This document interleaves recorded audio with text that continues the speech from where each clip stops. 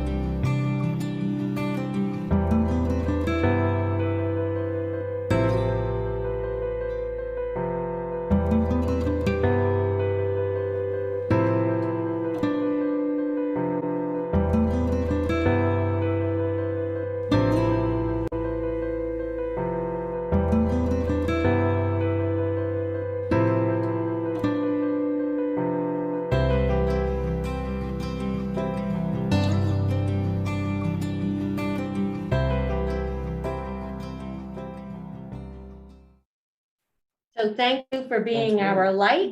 Thank you for being our leaders.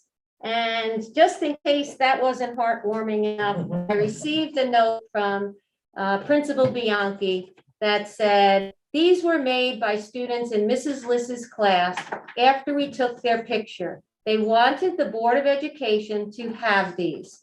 I was hoping you can share them." So I will pass this around. These are for you to keep. And it's a heartfelt thank you from the Liss class. So thank you, Board of Education. Thank you. You're gonna make me cry. I Our know. board meeting. That's not fair. I will put those there so everyone can look at them later. Thank you all very much. I think I speak for all of us when I say that we are so happy to do this work on behalf of the district and the students here. It's work, but we love it, and because it's all about the students, and we always keep that in mind. So thank you guys. All right, well, now we will move into new business. Resolution, so recommended action that the Board of Education approves the resolution in regard to the financing of the school district's energy performance contract and other determinations in connection therewith as presented. So moved. Second. On the question? All in favor? Aye. Opposed? Abstained? Motion carries. We'll now move into 2.2. Recommended action that the Board of Education approves the resolution to approve the agreement to collateralize deposits in Sterling National Bank as presented. So moved. Second. On the question? All in favor? Aye. Opposed? Abstained? Motion carries. And now to 2.3. Recommended action that the Board of Education approves the non-instructional personnel appointment of Kaylin Ward, Office Assistant, Automated Systems, at a salary of $47,992 prorated, effective November 4th, 2021. So moved. Second. On the question? All in favor? Aye. Opposed? Abstained? Motion carries. And now we will move into our work session for the evening. And I will turn it over again to Dr. O'Connell. Well, thank you. And I see our colleagues on the Zooms there. And this is always an exciting evening whenever we can talk about student performance. It really keeps our conversations at the heart of the work that we do. So thank you for the Board of Education for giving us this time to speak about student performance. And thank you to the administrative team who is with us this evening. And I'm going to turn it over to the administrative team to begin. Ribbits? Thank you, Dr. O'Connell. At the end of last school year, the Department of Education, along with the Office of Civil Rights, released a report. The report was entitled Education in a Pandemic: The Disparate Impacts of COVID-19 on American Students. It spoke to how academic growth was affected where there were pre-existing disparities. It has justly led to much concern about the impact of the pandemic on American students. So I start with this set of data that celebrates not only the strength of our diversity, but the importance of our past and present equity work to assure that we minimize factors that might create disparity. This evening's work session won't say that there aren't students who need support of their academic performance. There always is. But Croton-Harmon has always worked to level the playing field to support individual students and greatly minimize systemic disparities. And for this reason, I believe you will see that there is much of which we should be proud. This was a year when a pandemic greatly changed the way we ran our schools and the ways that our students access their learning. What common sense tells us is backed up by the National Center for Educational Statistics. Research shows that attendance is an important factor in student achievement. Students who attend school regularly have been shown to achieve at higher levels than students who do not have regular attendance. And although attendance looked very different during the pandemic, systems were in place to monitor attendance, and we saw little variation in our overall attendance rates. This is a key factor in all data that follows. Of course, attendance for remote and hybrid instruction required technology access. And I am happy to introduce our first speaker, Dr. Blair, who will speak to our one-to-one rollout. Good evening to the board and to the Croton-Harmon community. A significant achievement in the technology department was the implementation of the district's first year of the Chufsty one-to-one technology device program. Through this program, Croton Harmon successfully delivered consistent, reliable, and uniform student and staff access to technology through the deployment of iPads to all kindergarten students at CET, the deployment of one-to-one Chromebooks in CET grades 1 through 4 and PVC grades 5 through 8, and the deployment of one-to-one Chromebooks in the high school while allowing students to substitute with the new Bring Your Own Device program. In addition, we also outfitted every classroom with a docking station, document camera, webcam, and audio Bluetooth earpiece, as well as the deployment of 170 laptops to our teachers. Thank you, Dr. Blair.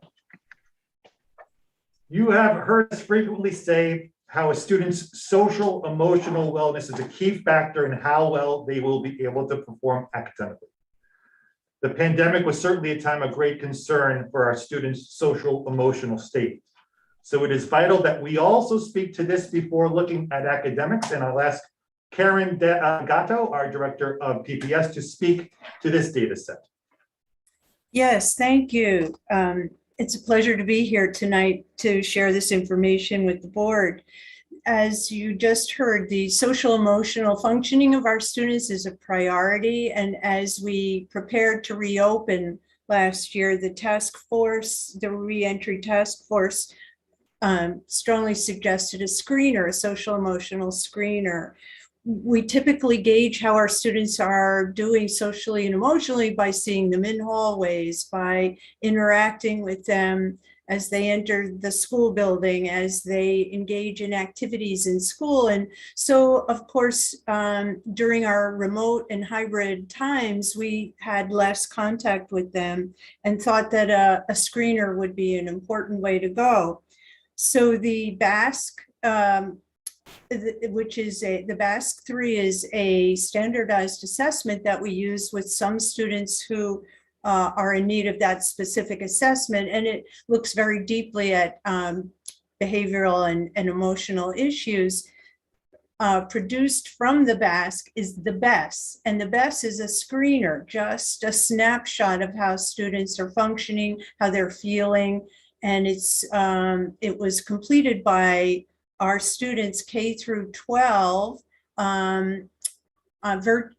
electronically, and it's a 30-question assessment. For kindergarten, first and second grade, the parents completed the form that accompanied the BESS. And so we were able to gather a lot of data, as you can see on this screen. There are two indices of this assessment, internalizing index and the personal adjustment index. So one talks or screens for symptoms related to anxiety, depression, social stress. The other one, personal adjustment index, screens for difficulties related to self-esteem, relationships with parents, interpersonal relationships, and self-reliance. And that's given to students grades 3 through 12. And as I said, the younger students' parents fill out something a little different. But you can see by this data, this is a very fancy expression of the data here, but we looked at how students answered the items on the assessment, either at one level, extremely elevated, or elevated or extremely elevated, or elevated or extremely elevated for just one item, or elevated or just on just the internalizing index. And so you can see on the bottom, each area is labeled. And so if you look to the far right, of course, the kids who were extremely elevated for both indices were very low in number. And what we found after analyzing this data, and that just implementing the data took quite a while to have all the students complete it, and then to analyzing the data, that took some time too.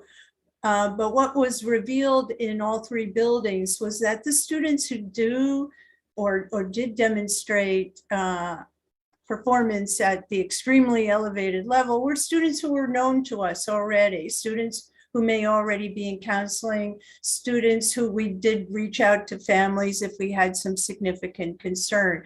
There weren't significant surprises. The students who might have just been highly elevated in one item might have been unknown to us, and then we would probe further. And we'll talk about it a little more as we go on, but we have at-risk committees in each building, response to intervention teams, and those teams in each building take the charge of looking at students of concern, analyzing data, and then prescribing a course of action. Karen, before we move on past this slide, I had a question. What is the scale here? Are these percentages?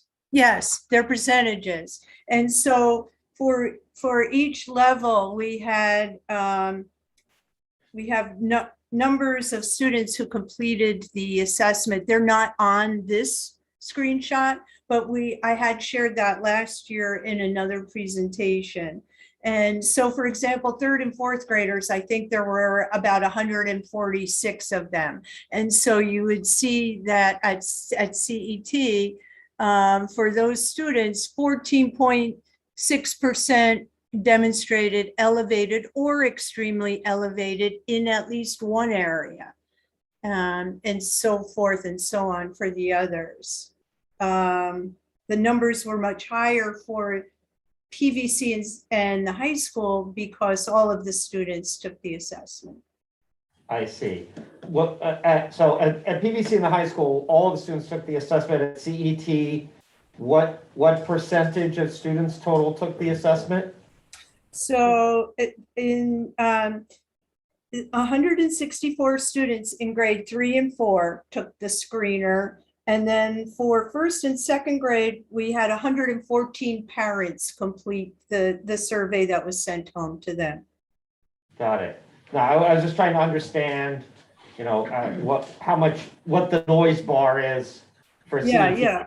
In the high school, 403 students took, the PVC, 403 students took the screener. And in the high school, we had a similar number, 406.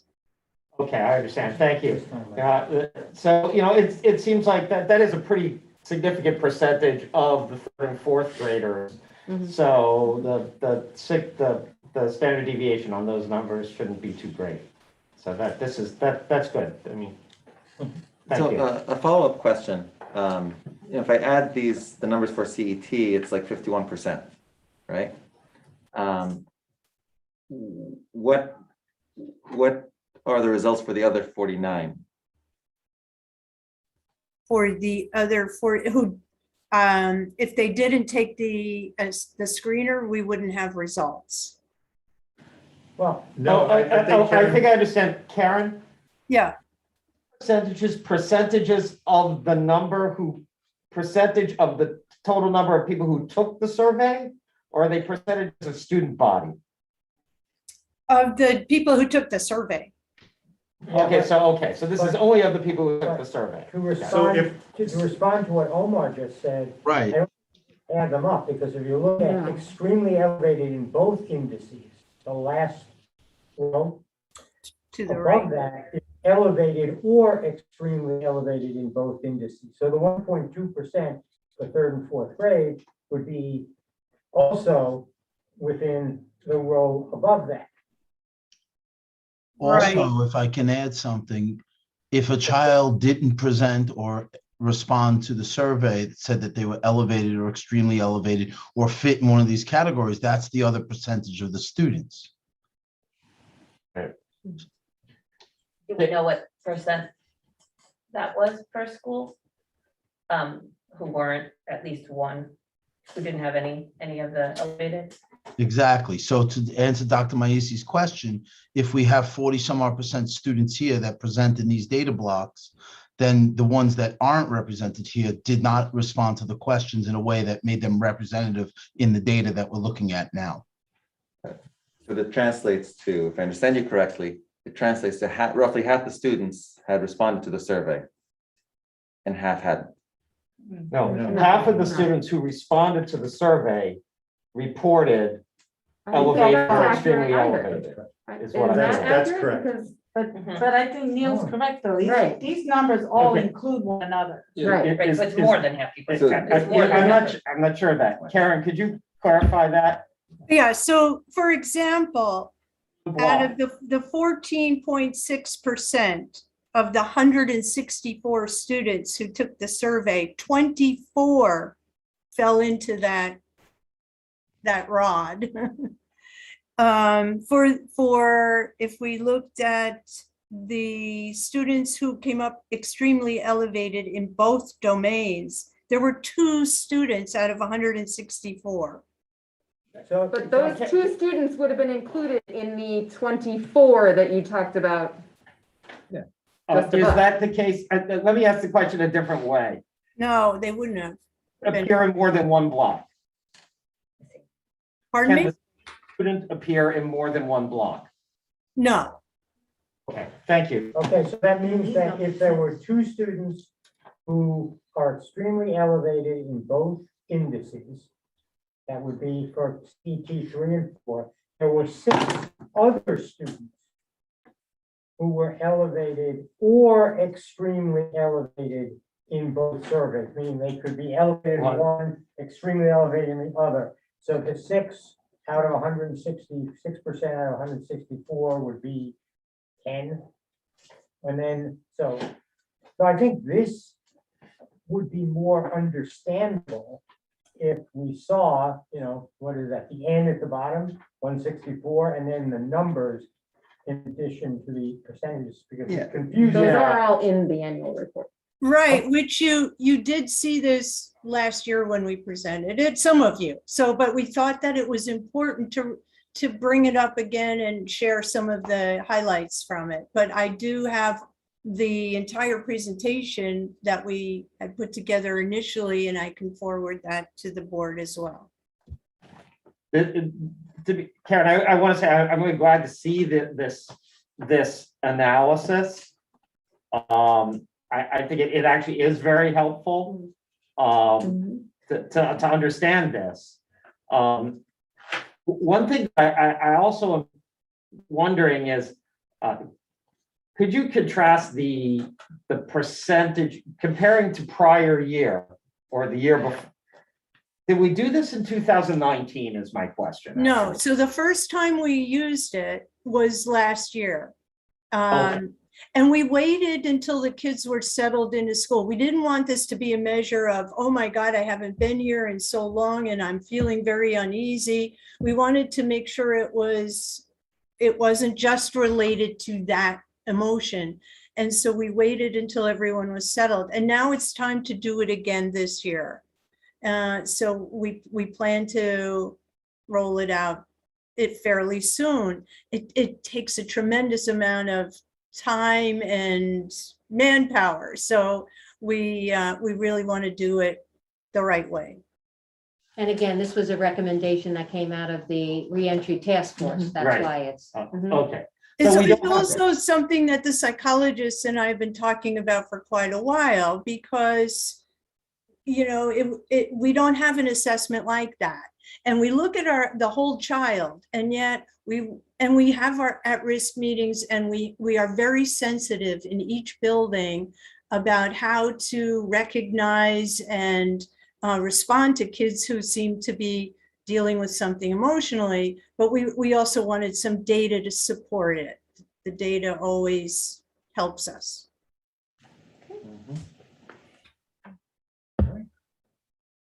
On to, Yeah, I'm still not 100% sure I understand the chart, but we can move on and maybe we can have a follow-up because, Okay.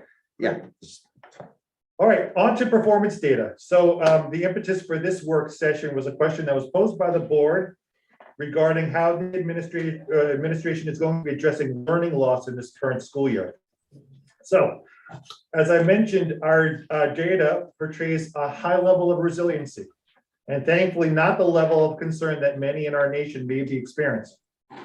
Once again, that never means that we rest on our laurels. We continually monitor and assess to identify learning needs, and tonight you will also hear about the systems we have in place like RTI, AIS, at-risk committees, special education, to remediate whenever and wherever needed. But to start off with reading being fundamental to all learning, we'll take a look at the current grade levels at which our students at CET are reading. So I'll pass it on to our CET principal, Carrie Bianchi.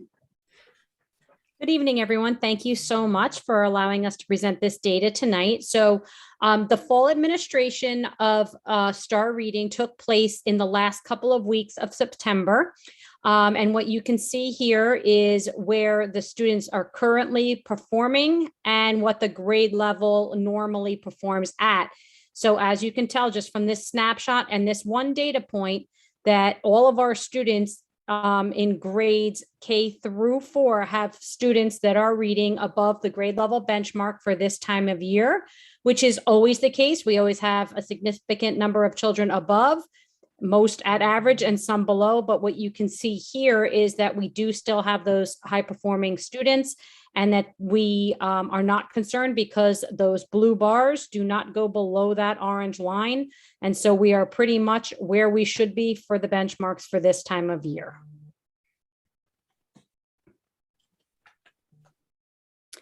And I'm going to talk a little bit about this slide with Michael. What I want to point out about this slide and the reason that it starts with grade 4 is because this is the data that we've been pulling together by cohort for the past 3 years.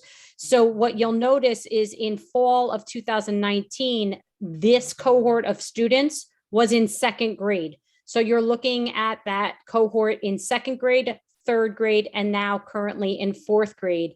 And what you'll notice is that what we're seeing is a normal trend that we have seen from this cohort over the last 3 years.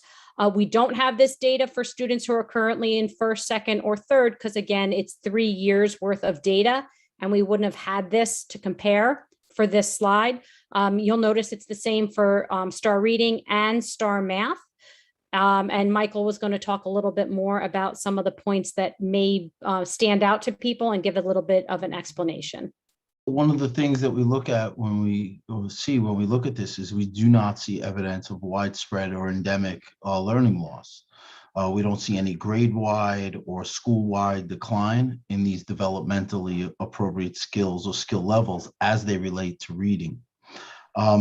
Similar patterns are seen in every grade level. And when you look at the graphs, you can see that there's some fluctuation in one area, a growth in another, slight decline in another.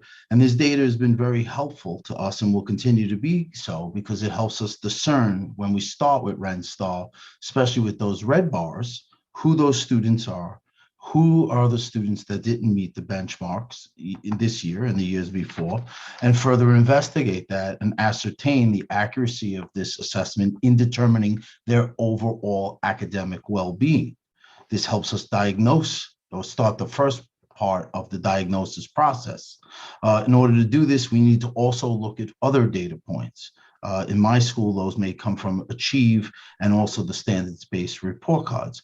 What's really important to the referencing of multiple points of student performance data that ensures that that we're able to narrow it down and really understand what the students need on not only an individual, but a skill-based level. I will add that this RenSTAR representation here looks no different than if we took any other 3-year period. We would see similar phenomenon in that if we took a triannual data set. We also need to consider, how the students react to the test on a given day. And we'll come back to this when we look at the Achieve data. Next slide, please. Actually, a question on the slide. If I'm looking at those that the yellow bar intervention and looking at the blue red bar urgent intervention, and I look at the 7th grade in 2019 it was 16%, and in 2021 it's 9%. That's a trend in the right direction, right? Right. Just to make sure we understand, since this is the same cohort, the same students. Correct. So in 5th grade, there was a certain percentage who had urgent intervention. Mhm. next year, those same students moved to sixth grade in the Yep. fall of 2020. A smaller percentage of that bunch of kids had an urgent intervention and it upticked a little bit this fall. Mhm. So we're not comparing fifth graders To fifth now graders to fifth previously. graders 2 years Yes. ago. Okay. I Yes, just no, want to make sure understand, we all understand, it's the understand. same student. Same Correct. students. Same Right. cohort. So when you look at those that are on watch, and again, just looking at seventh grade, for example, it went from 9 to 15. Mhm. How would you interpret that? More people are moving away from urgent intervention into a So they're lesser. improving. That's correct. Because you'll see how substantially the red moves and decreases. Mhm. As the red moves, the yellow is increasing, which is the movement of people from urgent intervention to intervention. Okay.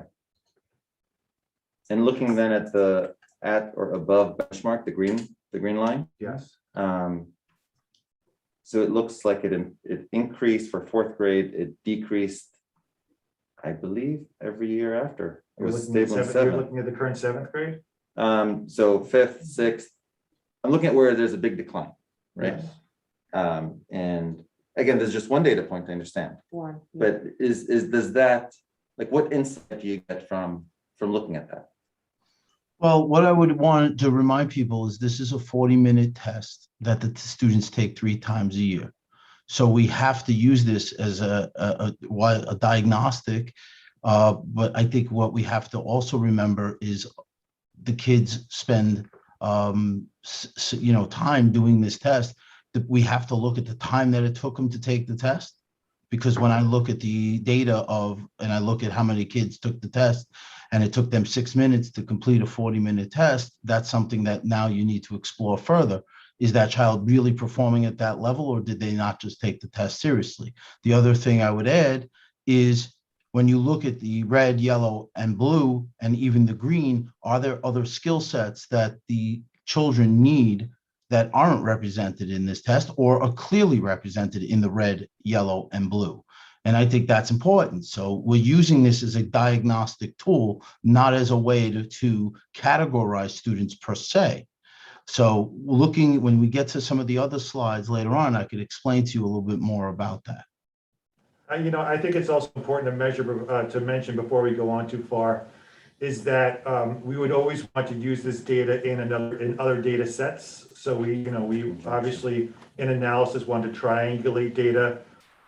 This has always been a very, very powerful and trustworthy measure that we use we triangulate along with other assessments, especially classroom performance and classroom-based assessments. And one of the things we're not seeing this year, just to remind the board and the community, are one of the other pillars we use in triangulation of data, which is our state assessments. Because as you know, with them being optional, our N was not large enough to really have a meaningful analysis of the New York State testing program in grades 3 through 8 this year. So let's move on to the next slide, which is basically the same slide, but this is now taking a look at our STAR math assessment. So the same explanation would make sense here, that it's the same cohorts. Again, the current fourth grade took it in second, third, and fourth. So just to reiterate. So also, we don't see any widespread decline.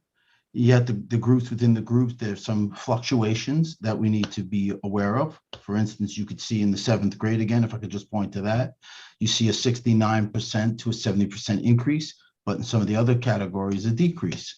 So it's those areas that we need to pay close attention to and look at who those students are, interventions needed, what skills can be done inside of AIS as well as inside of the classroom using RTI. But again, what I see here is no widespread decline. The other thing I want to really add is not all the ninth graders took the test. So that's why it's a kind of an inaccurate read just to say that there was a 30% or almost 20 some odd percent decline in that area. So that represents fewer students than did fall of 2020. So just to clarify two things that were mentioned in the previous slide and to, piggyback on here with the STAR test, we are talking about a 30 to 40-minute exam that is all multiple choice. So our students, are engaging in a multiple choice exam here. And while it is timed per question, some of our students do click through it quite often. So Michael did note that we often go back and take a look at how long students are taking on this type of assessment, and also have them retake or encourage them to take longer on the next administration. And to Michael's point, in that 9th grade, based on the number of students, it's a different number from the previous 2 numbers in those bars. So we're looking at a smaller number of students, a more targeted group of students who take that exam in 9th grade. So we do see a different grouping of students there. Well, Laura, could you clarify that for me? I understand that a smaller percentage of the total 9th grade takes the test. It took the test in the fall of 2021.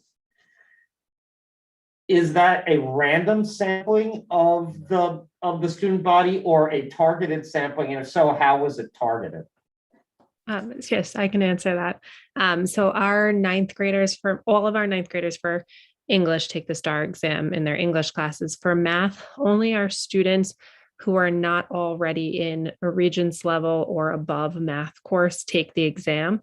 So it's a very small subgroup of students who are not already enrolled in a Regents level math class or geometry. Okay, So this is really not, and for the 9th grade, is not comparing apples to apples. That's correct. right. Comparing apples to 2 slices of the apples, and those are the ones with the Before, bruises yeah. on them. Yeah. Yeah. Very helpful for us in terms of helping targeting those particular students, but for comparison purposes, the 9th grade is not particularly helpful. I just want to say, I wasn't meaning to, or I don't want anybody to think I was being pejorative about the 9th graders who took the test. I'm just trying to use that as As an a example. point of, a physical analogy of what we've been talking about. But a point we'll come back to when it comes to these assessments is this obviously is a very, very global look at the data.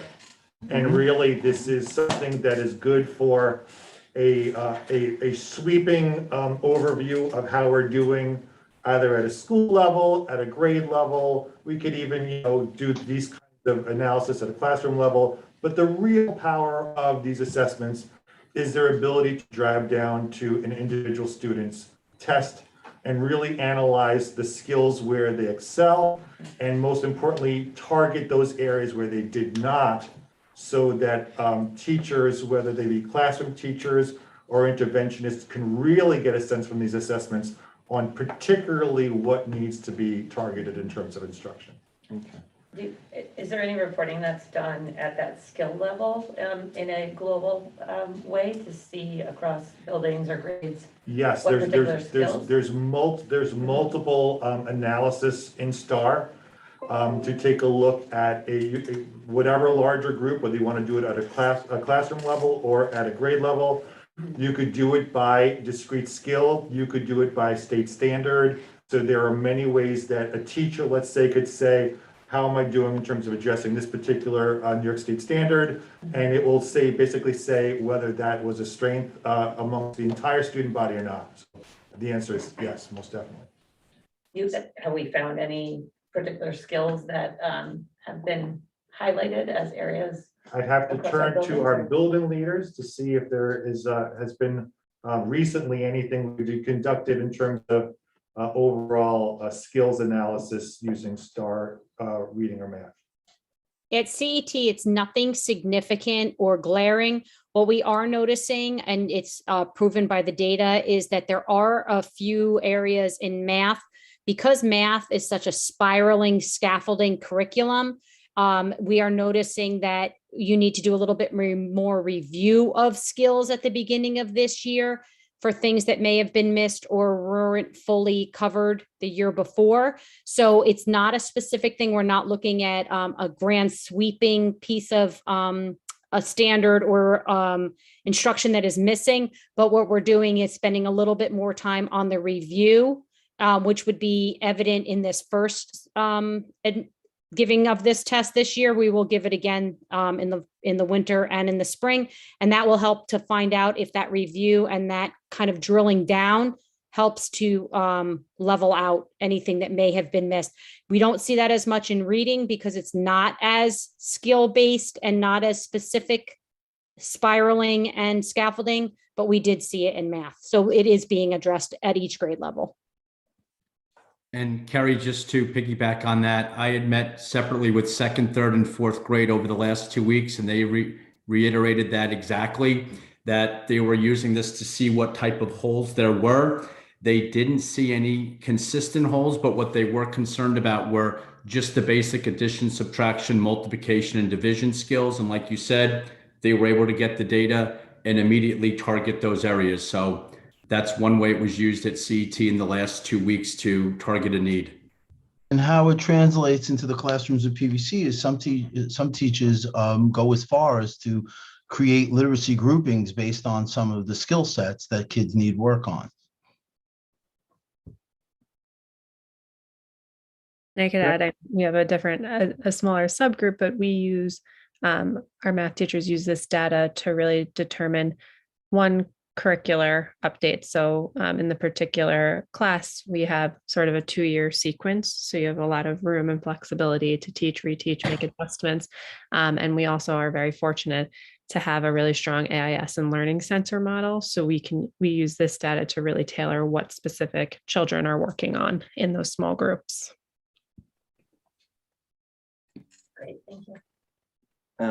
Could I ask on this page, and correct me if I'm wrong, but we could, if we wanted to, compare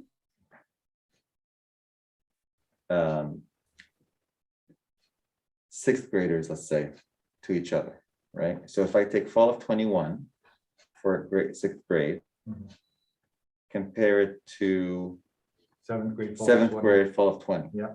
Right. Could do that. And when you do that, you see some fluctuation, some decline. But the number that kind of jumps out at me is the seventh grade urgent intervention, that 11% for at fall 21, which again, it was 4% last year. Now that we're at 11%. Is that a concerning number, or is that an anomaly of the data? Because again, it's one data point to understand, but It's something that obviously would warrant investigation. And that's really what I think is really very, very beneficial is when administrators see that, when teachers see that, it's going to want us to take a look at those individual students. Compare the data that is targeted by STAR with other assessments, with our knowledge of those students and their abilities to see to what degree that it could be representative of a true shift in needs or something more anomalous to the particular taking of this test. So it doesn't state anything in isolation, but certainly does give us an impetus to take a look and really see what's going on with those individual kids. And as Michael mentioned, as Michael mentioned, we have other data points at the building level that help us further drill down. For example, Imagine Math, and we'll talk a little bit about the Achieve reading in the next slide, but really we're able to target specific skills on a more granular level where the students, not necessarily just multiple choice questions, and that we can really assess what they need and where they fall in the continuum. And to John's point, triangulate that data using multiple sources to identify, those students that are in that red or in that yellow or were previously in the blue and have shifted. And then on the other end of things, I think it's also important to mention the kids who are in the green, who are just lumped in there, who do have some of, the kids in the 1% math performing bracket who need individualized instruction from their teachers, because they are really high performers. Obviously, looking at this, you won't, that doesn't point it out because it just says they're above or below benchmark, or they're lumped into these 4 categories. But that's something else that we have to look into every year. And that usually means not only looking at Imagine Math, but also teachers giving individualized assessments that they make or the department makes. One of the nice measures that STAR also includes is national percentile rankings, so that we can really see all of a sudden students that are, to speak to Michael's point, who are at the 98th national percentile ranking consistently. And using that kind of data is so important to say, okay, so what are we doing to make sure that these kids. So it does, this is specifically targeting, where we need to bolster student learning, but certainly it is also used to really say where are exceptional students. I could speak a lot to STAR because it would also could give us, analysis of potential growth rates for students compared to ability levels. So the level of analysis, if anybody's ever interested, I could actually take them for a tour. It's very deep and it's very exciting. And to Omar, to your point, I think that data set is really interesting because we see increases in every other area but that one. So yes, that is an area we want to look into further. It's definitely an interesting data set, and I actually should have started out by saying thank you so much for putting this all together. I can only imagine the time and effort it took to do this. I spent a few hours playing around with the data set, and when I divide it and look at it differently, right, and say let's compare this year's 5th grade or 6th grade or 7th grade to last. There's a general decline in the at and above benchmark on average. Right, you have some exceptions, but on average, there's a decline, and I'd love to maybe either tonight or at a later time maybe delve into that a little bit more deeply. Sure. I'm sorry. There's one question that what I really wish I wish we also had the comparison here against the national what the national trend is, and I'm not asking for right this second, but it would be really nice if you could provide that so that we could see what does this graph look like when you look at it on a national basis instead of just the Croton basis. Yeah. New York averages would be nice too. Just to get an idea. I mean, are we seeing are we seeing our green bars significantly larger than other districts? And are we seeing the changes, the deltas year to year, different significantly versus other I have districts? to play with that because and maybe the administrators have seen something that I don't remember. But I've never seen the national percentile ranking average for cohorts. They're usually used to represent individual students.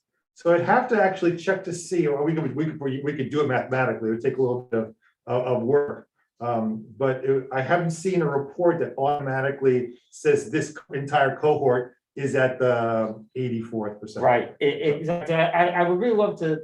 I'm not even sure that I need to see it necessarily by cohort, but what I kind of want to see is like on Ren Star math and language. I would love to see how we're doing in Croton relative to how other districts are doing. Yeah. Right, who use this tool. Yeah, sure. Right, because what we're seeing is in a vacuum, in a sense here. It's a very narrow view, just seeing our students, which is a relatively small n, subject greatly. I don't think you can terribly compare very well across cohorts because when the number of students in each cohort is as low as it is here in Croton, you get what you get. All it takes is a couple of students, and all of a sudden those bars shift around significantly. Yeah. Right. So that's point number one. So I would love to see if we could get some national data. The other part is, and I know that this is difficult. I'm not actually asking for a chart on this, but I'm hoping that the district is also looking at this disaggregated by diversity groups, right? To see, are we missing out on some particular cohort, some particular subset, maybe it's socioeconomic, maybe it's race, gender, ethnicity, etc. I also know that we can't put that in a public report because the number of students is very small, and that would have the perverse effect of Identify. effectively identifying a student in a particular grade. But I do hope that the district is looking at that, and it would be good to see it in, I wonder if we could possibly see it in aggregate across all grades, so that it doesn't make clear a specific student, but I kind of like to know some kind of reporting on, you know, how we are doing relative to standards within each of these groups, and with some care, obviously, to not potentially outing students for their performance. You'll see that when we start talking about urgent interventions, how we, because of that very nature, we started grouping them a little differently so that we weren't being, you know, Yes, this, I mean, that might be a better way to look at it, rather than looking at it in terms of, Yeah. well, what are the math scores and what are the relations? right. If you look at it in terms of interventions, disaggregated by, in that way, that may actually be more meaningful. That, of course, that assumes that our process for identifying students in need of intervention is aligned. Right. One question I have, which is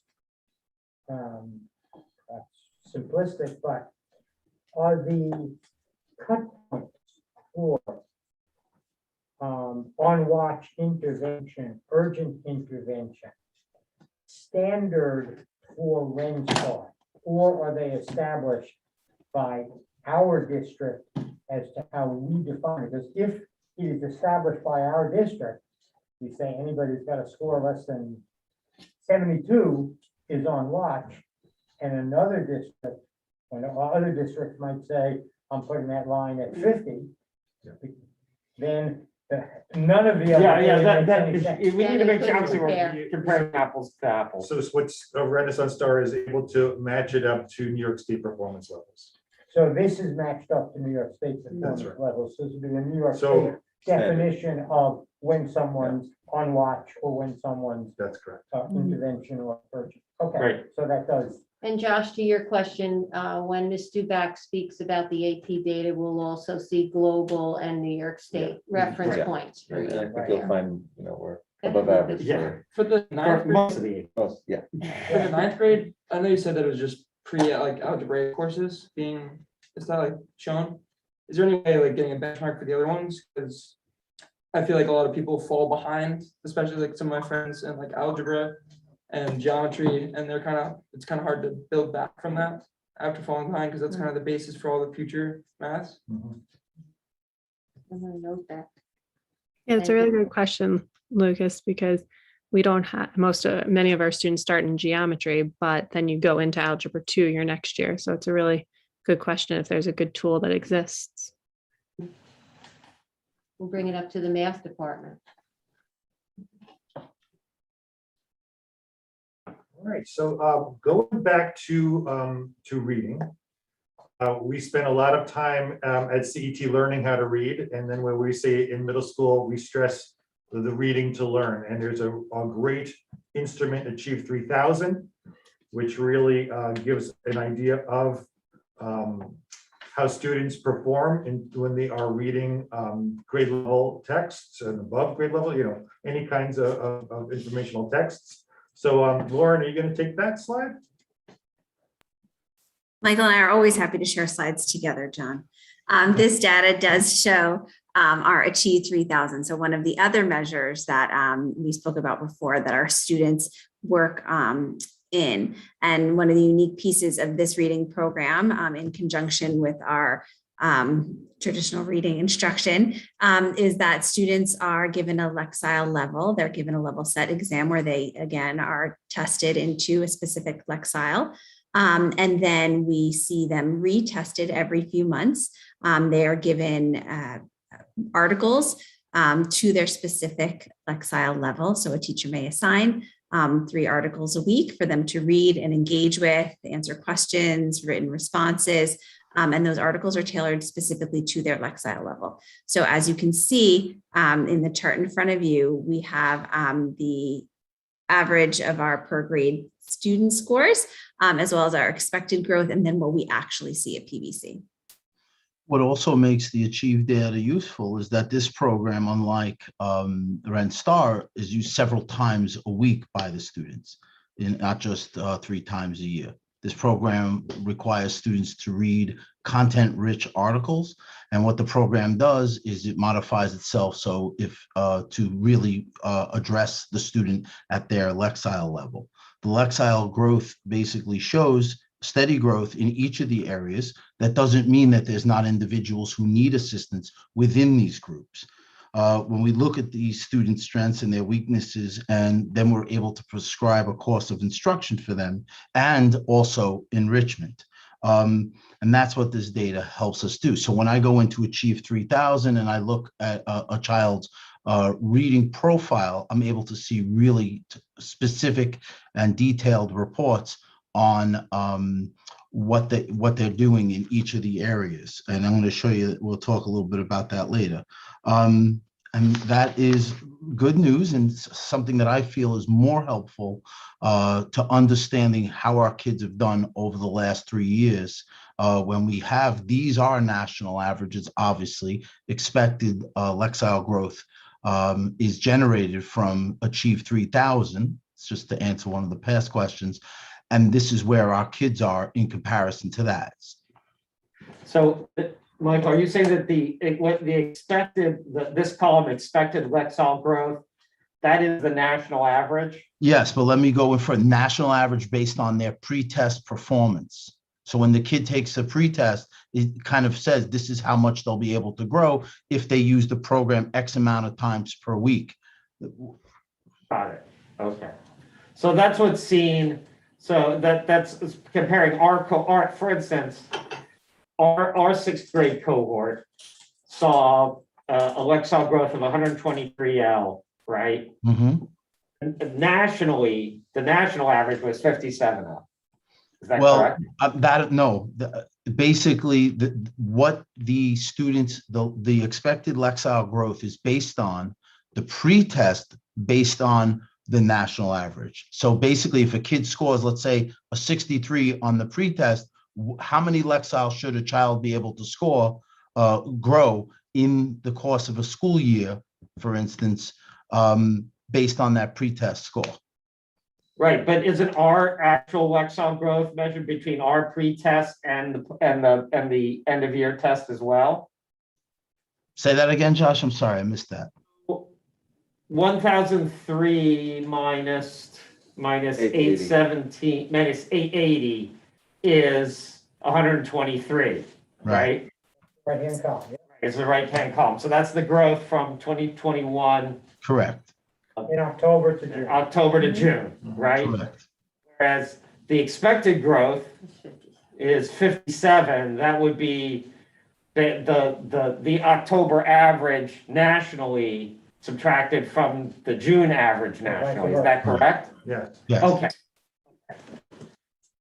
That's what I thought. I just want to make sure that I understood it. Mhm. And so the column 1920 school year Lexile average per grade, that is for 6th graders in 2019-20 nationally? Or is that 5th graders in 2000? It's the 6th grade cohort. Yeah, fifth, so 5th grade. It's That cohort. was their 5th grade. And yeah, and so the other question is that 817, was that cohort in Croton? Yes. Got it. Yes. That's our BC That's scores. our scores. So basically what we're looking at, if we look at these numbers, is you have a growth of a certain amount, whatever that would be 63 between 2019-20 and October 2020. And in 7th grade, you've got a growth of more than 100 within that cohort. It's a longer period of time, and school is in session versus school being out. No, out of I'm session. talking about 7th grade. That went from 772 to 887. Okay, and so, there are questions there as to why one grade had more of a leap. There's also questions of what, and this is all aggregates, I guess you're still going back to the individuals to see Right. what's happening with those students. Yeah, it is interesting to point out that 1920 is probably, I'm guessing, is a June number. Is that correct? Yes, that's correct. So from June to October is only The summer. bunch of summer vacation and September, Summer right? loss, yeah. And So that's interesting. I'm not sure that 1920 column is quite as useful. But it's interesting. Yeah, it's only useful to show that in essence, when we talked sometime about, regression over the summer, learning loss Mhm. over the Summer, summer, which then we have to pick up, at least in these grades, if this data is accurate in saying that we don't have a lot of summer, we don't have any summer learning loss. I wouldn't make. No, I'm jump just to that saying, conclusion. just looking at those numbers. Yeah, no, still, I wouldn't jump back. You still have a September and October that you caught up. So a lot of the school year, and the beginning of the school year, and please correct me if I'm wrong, is a recap of what happened, right? Right. So if there weren't summer learning loss, then you would jump right into new instruction Yes, material. yeah. The only way you could discern the difference would be to launch it to take some Achieve 3000 numbers on the first few days of school. Right. Yeah. Right, but either way, it's not like the data says, okay, you do school in June, and we gotta catch you up, and it's gonna take several months. Just based on. I also think this is reading also, and reading is somewhat, I think this is I have a sense that reading is a little bit different than math Mhm. with respect to, I have a sense that kids have a tendency to do more reading over the summer than they do math, although that is just a sense in my In head. my perfect world, they all read over the summer. And they didn't do. And did lots of math. They're reading the instructions on their video games. Um, Reading is reading. Reading, absolutely, reading is reading. That's That's a very good point, Omar. So Michael, you're particularly proud of your critical thinking measures that you've been doing over time now at PVC. Would you like to share your FIBAs?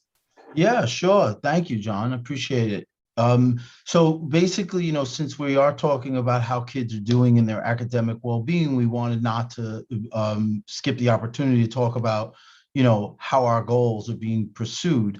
Lauren, I would love you to talk a little bit about how the FIBA assessment is constructed. Sure, I'd love to. So the FIBA, or the Fast Efficient Baseline Assessment, came out of a goal a few years ago in conjunction with our strategic coherence plan, when we're really looking at what do our students know and how can we score their critical thinking and problem solving. So with our curriculum coordinators, we designed a critical thinking and problem solving task for our students to engage in at the end of the year. We give this assessment in 6th grade and in 8th grade. And you'll see before you the data.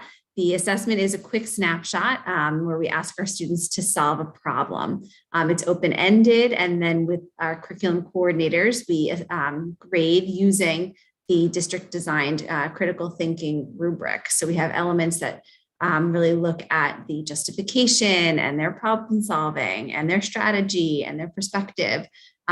So if I told you how I would make my grilled cheese sandwich, and then I asked you how you would make a grilled cheese sandwich, and then to critique and analyze what our differences were, what our similarities, and how you would change the recipe moving forward, or if you were given a different type of cheese, that type of thinking.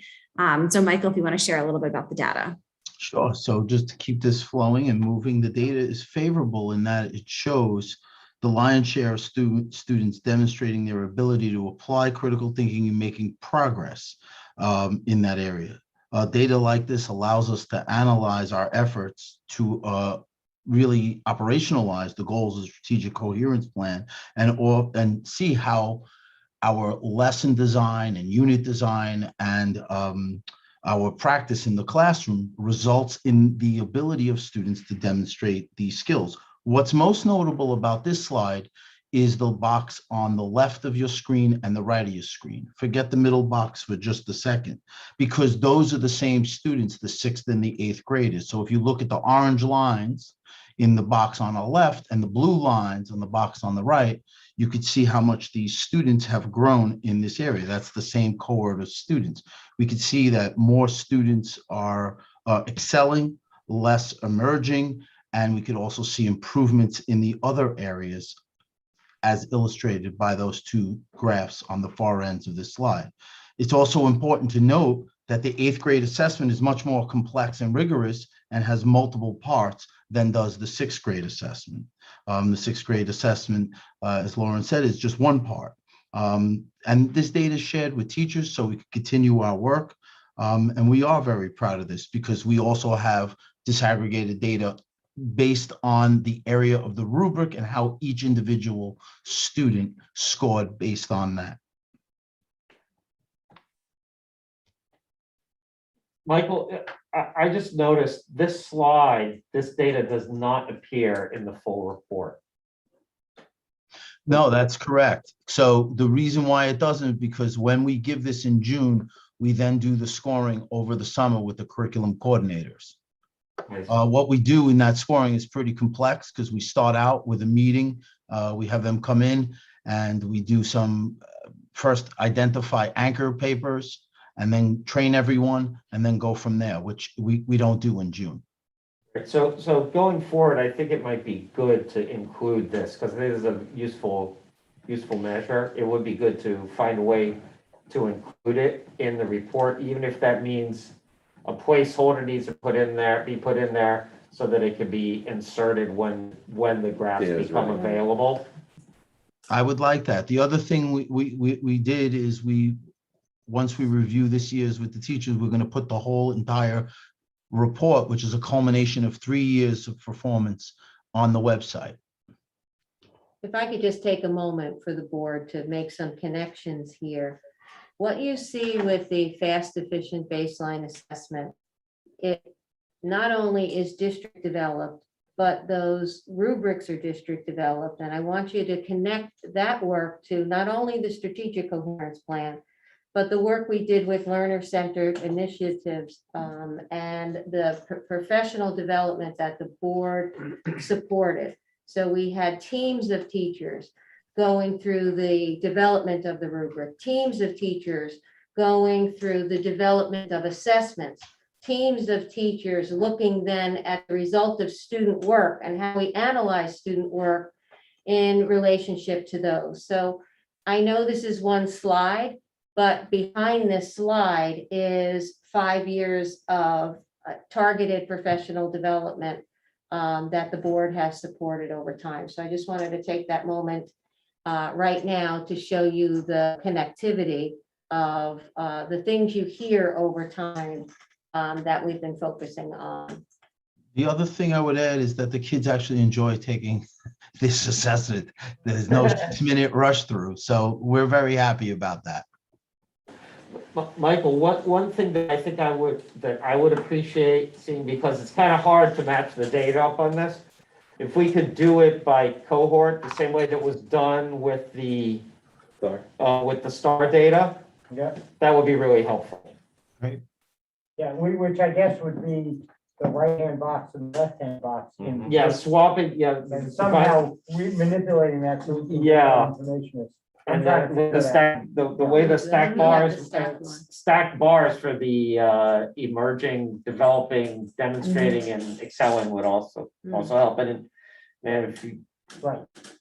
That would show it.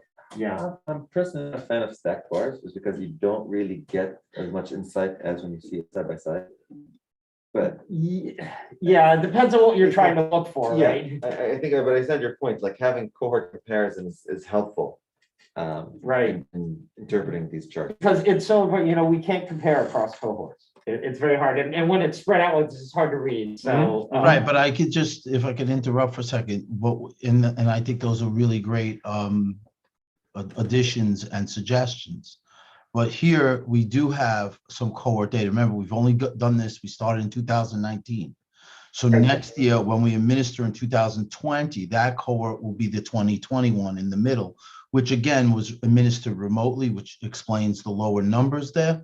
But when we look between the 6th grade, which is the orange boxes in the graph over to the left, and the blue to the right, what we see is we definitely see some really positive trends in this area of critical thinking in problem solving.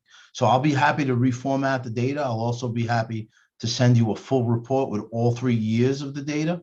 If that's what you would like, I'd be more than happy to share that. We're also want to make sure our teachers, have time to look at this and also share it with parents, share it with Building Planning Council, and of course, publish it on our web. That's what we've been doing.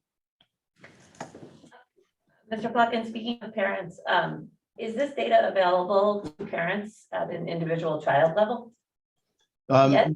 Well, we have reviewed some of that with a parent before, but most parents have not asked to see that. This is more of a baseline assessment to see what we are doing across the board in terms of cohorts. I would say that for a parent, they would want to look at some of the in-class assessments that also target critical thinking, as those might be more relevant to the individual student. I'm going to piggyback on that, Michael, and just mention that we do share with the students that this is not graded, that they are not being judged on this work. And when we grade them without student names. We get rid of the student names so that, the teachers and the staff that are working to grade this, there's a feeling of truly looking at the actual work and not the student and knowing what kind of effort they put in. So we really do take away that personalized student piece to really look at this as a baseline of where this cohort of students is and how are they changing and growing over time based on their experience at PVC Middle School. So to Michael's point, really looking at some of the other critical thinking tasks, for example, in 8th grade, the change project, they are also graded on pieces and elements of the critical thinking rubric there. So that would be a more targeted and student specific piece of data that is shared with parents. Gotcha. Yeah, because from a parent perspective, I think it would be helpful to see, your child's progressed in this skill. I think that would be a good thing. Well, we have had kids that put their names on the top of the assessment. So, but Lauren is correct that this is more of a, to inform instruction and also to understand where we are on this quest to ensure that we're teaching critical thinking skills as well as problem solving. Is the plan to continue this type of assessment at CET and at the high school?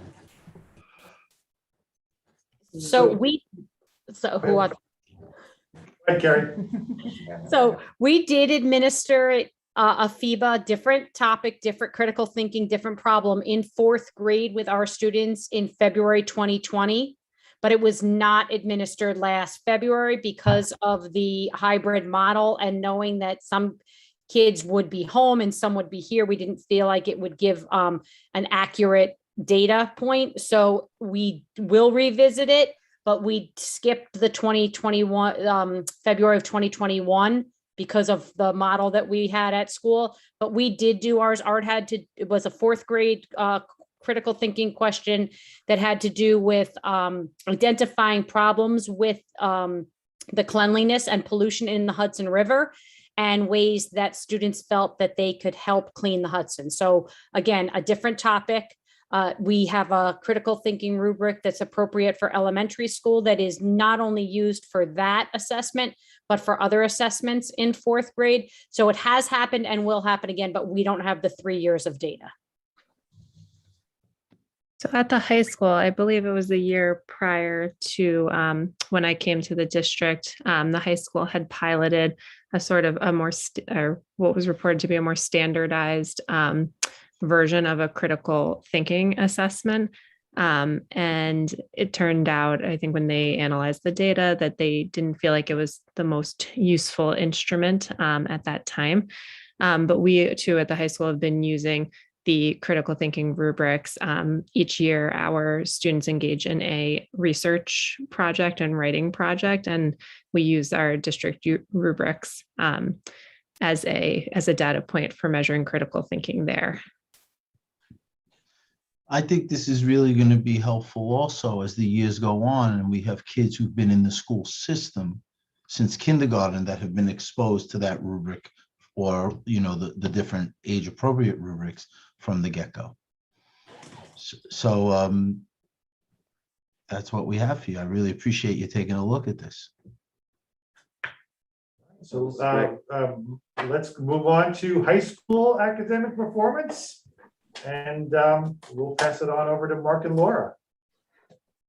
All right, good evening, everyone. I'm going to talk about this first slide here. You're looking at the curve of the school in a way. These are the GPAs separated into bands and charted through 4 years. The 4 colors in each band are in order, and they're in order by year, with 18 being on the left and June 21 being on the far right.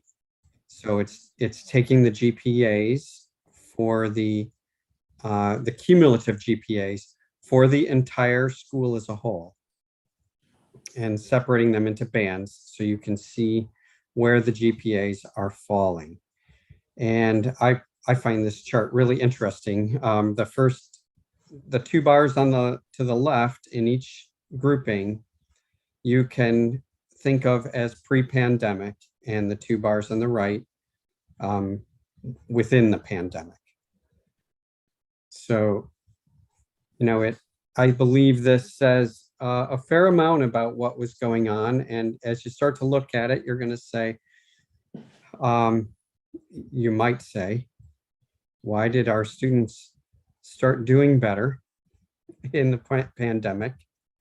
And what you need to remember is that GPAs are a collection of discrete grades, and grades are a function of assessment. And during the pandemic, we did exactly what we said we were going to do. Our assessment shifted largely to project-based assessment. And that affects outcomes in terms of grades and GPAs. So, if you take a closer look at that, I think you'll see what I'm saying about that shift. Are there questions about this slide?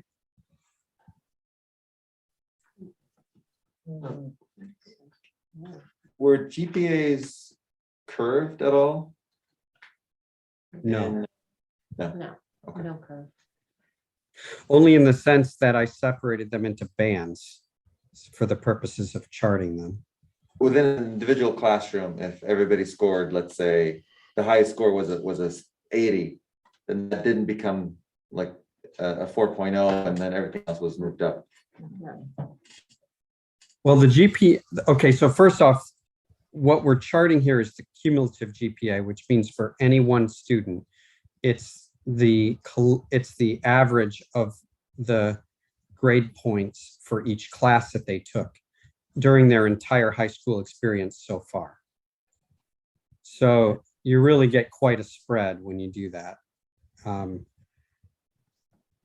So this is cumulative GPA. Right. Not just Right. 2000, not 2021. And I think, Omar, your question is, in a particular class, is it like the proverbial organic chemistry Yes. class where Thank if you you for using score a 30 and that's the best in the class, Yes. you're getting an A even though you only got 30 on the Yes. test? Yes. I would argue that if the top grade is a 30 in a class, then In a high that school, is, yes. that is not effective instruction. Well, but that's what happens in organic chemistry. I in college. understand. So, but I guess your question, Omar, That- which really you can ask. No. Not Laura effective and- assessment. And Yes, Laura, and- is that something that happens in classes in high school? Because obviously the GPA is the final grade in the class, so. I think what you find more often in high school is if you had students who were doing that poorly across the board on an exam, the teacher would probably be looking at the exam itself and giving it in a different format. Or again, we also have a lot of situations where students are able to do quiz and test corrections to, obviously it's a pursuit of mastering the material and increase their grades. So it's not exactly curving, but when students don't do well, they have opportunities to increase in that way. But we don't curve across the board as a blanket policy or anything like that. Omar, That answers your question. Yeah, I think every, Yeah. pretty much that Okay. it's not, doesn't happen in No. the high school. Doesn't have.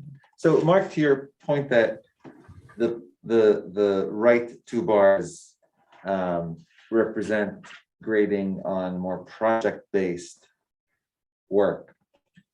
How would you describe the left two bars? Is it more on, what I call like core competency Well, assessment? pre-pandemic, the grades reflected a higher proportion of traditional test taking. Think of, sitting for a math test in front of the teacher and handing in the paper test. Okay. I think what Mark is getting at, and I'll talk about this a little bit later too, is one of the things that the pandemic really forced us to look at was assessment practices. A lot of it was practical because you didn't have at any given time all of your students in a classroom to take a common test. So we had to really think about assessment for learning and assessment of learning. What were the strong aspects of our testing culture that we really wanted to maintain, and where were we being more creative with project-based learning, open notebook tests and that type of thing. So it was sort of, one of the, I hate to say it this way, but one of the good things that came out of the pandemic was a real impetus for us to think about that and really think about the purpose and what we were getting out of each and every assessment and redesigning it to meet our needs in the hybrid and remote world. So if we are now moving, hopefully keep moving away from the hybrid and remote world to a more normal, is it my understanding from what you've learned in these last couple of years that the high school would increasingly move towards using project-based assessment of students as opposed to the traditional timed hand your paper in testing? Is that something that you're thinking to move towards? I don't think we were looking to move toward it wholesale, one or the other. I think what we are getting very good at is really linking the instructional purpose to the specific type of assessment. So there are times when you do really need an on-demand assessment in a timed setting, because we know that our students are going to be needing that skill in their future. But we also know that there are, and we now know because we had to find out this way, that there are traditional looking assessments that don't really need to be taken without your notes in front of you. We're in a different world where it's much less likely that you're going to have closed book exams in your future. So I wouldn't say we're going one for the other. We definitely want to move towards more project-based learning, and that's part of our problem-based unit work as well that we're working on as a district. But I think just really being thoughtful about the purpose and type of assessment is one of our really important learnings. So in that regard, a few minutes ago, we were talking about the FIBA in the middle school, which is not a traditional assessment and is assessing critical thinking. If we look at the assessments that you've been talking about, is that somehow, and I know it may be very difficult, but somehow going to also be assessing the students' abilities in the areas of critical thinking in those rubrics at the high school level, so we can say that's been mastered or close to mastered? Is that where we're driving towards, given what our mission and vision and definition of profile of a graduate is? That was a long question. But it was a question. Do you think that's something that we're kind of gonna give greater emphasis as showing the success of a student in the high school. Yeah, it's a really interesting food for thought, because we in our sort of high school different disciplines, we're all using the critical thinking rubrics for particular units and assignments. So I think what you're asking, and forgive me if I'm misinterpreting what you're saying, but it sounds like you're kind of asking to think about, is there sort of one type of kind of capstone type of critical thinking assessment that we might want to consider in the future in the high school, as opposed to discrete One projects? is one way to do it, but not necessarily a capstone. I'm just wondering if what we say we value students not acquiring facts, which you would have on a traditional test, but being able to do all of those aspects of critical thinking that we're talking about. And then we can kind of assess that and say a student has really mastered, as much as you can measure that, those aspects that shows that they've got how to be a critical thinker, how to be a problem solver, etc., how to use data, sort of like what I understand the FIBA is trying to do at the middle school. Then we're saying, we'd be able to say, okay, we are really succeeding on what we are trying to do with and for our students.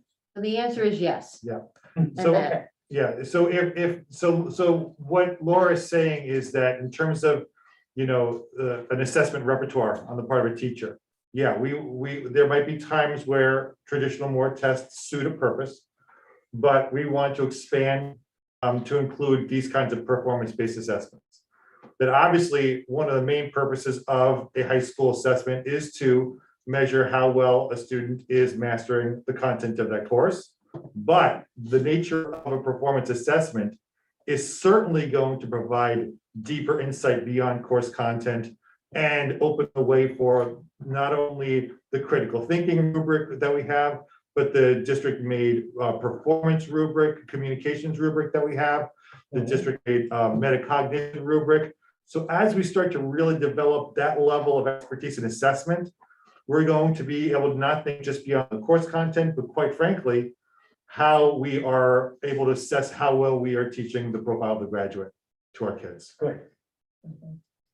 And forgive me if I spoke out of turn, Laura, as I'm assuming you were good at what you. That was much better than how I was wording it. Thank you. John, I would like to add that at the end of this presentation, we're going to talk about some of those things as well in the current work that we're all engaged in, including the high school, the middle school, and the elementary school. I have a quick question, and I don't necessarily need an answer right now. I'm just curious, because my recollection is 18 and 19, they still had numerical grades, and 20 is when we start that grade, cohort started with letter grades throughout there from when they entered the high school. So I'm not sure whether or not there was any. I can talk about that. Okay. That was actually one of the hard parts of the methodology of this chart. Was that we had mixed, if you remember the switch over to letter grades, it was phased in. So actually in 20 and 21 were the first 2 years where we had entirely letter grades among all grades in the school. 18 and 19 had 2 and 1 grade respectively that still were on numbers.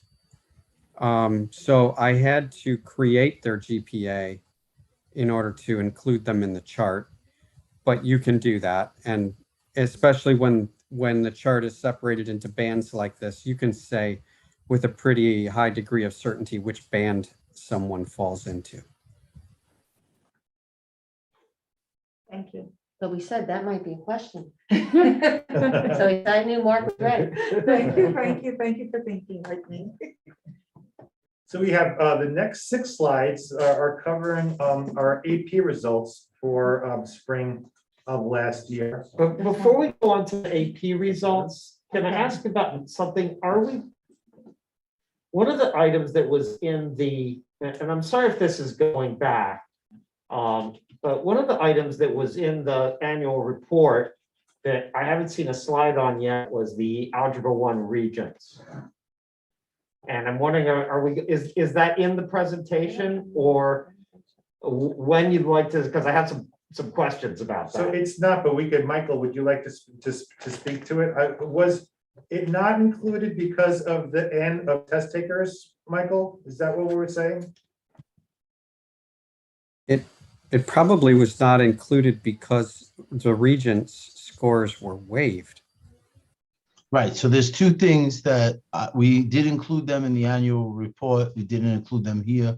One of the things that occurred this year, as you know, that children had, those who took the living environment as well as the algebra regents, we asked the kids to take those regents. We didn't just say by default, we're not giving them, or allow every child to just say, oh, we're gonna be exempt. We encourage them to take them. Now, we did have some opt-outs, so it's not really comparable to former years where we had everyone take them. The other thing is that early on in the spring of last year, the state announced that you can waive the score, as Mark said, meaning if you didn't like your score, you can have it removed from your transcript and include instead an exemption, the letter E on the transcript. So we did not include that in this presentation. Josh, I would be happy to provide you with all the years of data so you could take a look at that. Is that okay? Yeah, I'm just looking, I'm comparing, and I'm skipping 2020, and looking at the because that's it wasn't even given in 2020, right? But our mastery numbers, obviously, there's a big change in the mastery numbers. In 2019, we had essentially a 71% mastery, and in 2021, we had 44% math. 44%. That's correct. And that's because basically, I don't think the kids took the test seriously because they knew that it didn't count. Okay. So we did have I think the students knew that this test was not going to affect grades in any way, wasn't going to show up on, was not necessarily going to show up on their transcript, and that leads to a different ethos when taking the exam. correct. And also, we encouraged them to take it, which some students were a little upset with me, but I told them that this was a great opportunity, regardless how they did. On the other hand, it did provide them with the first experience with a Regents test that was risk-free. So it was a double-edged sword in that regard. And, obviously, I would have liked to keep mastery up around 85 to 100%. I think it's going to be much more interesting to see this year's results. I agree. I kind of understand.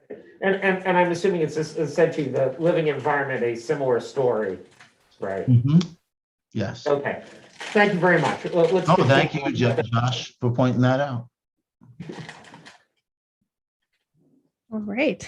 So we have a number of slides here about AP exams, and AP exams are another marker that we're always looking at because so many of our students take one or more AP exams.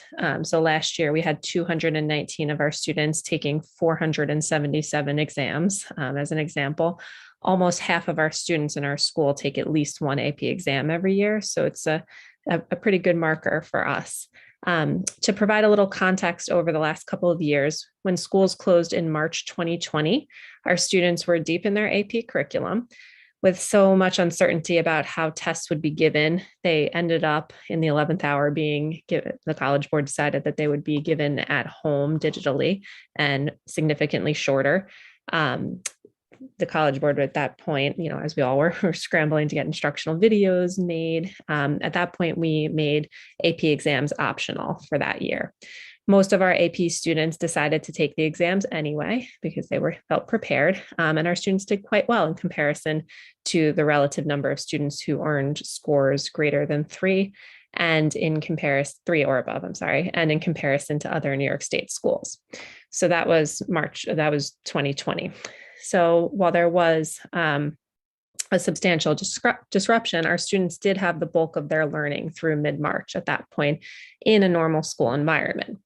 So last year, as we know, our students were engaged in learning either in the hybrid or fully remote model for the bulk of the year.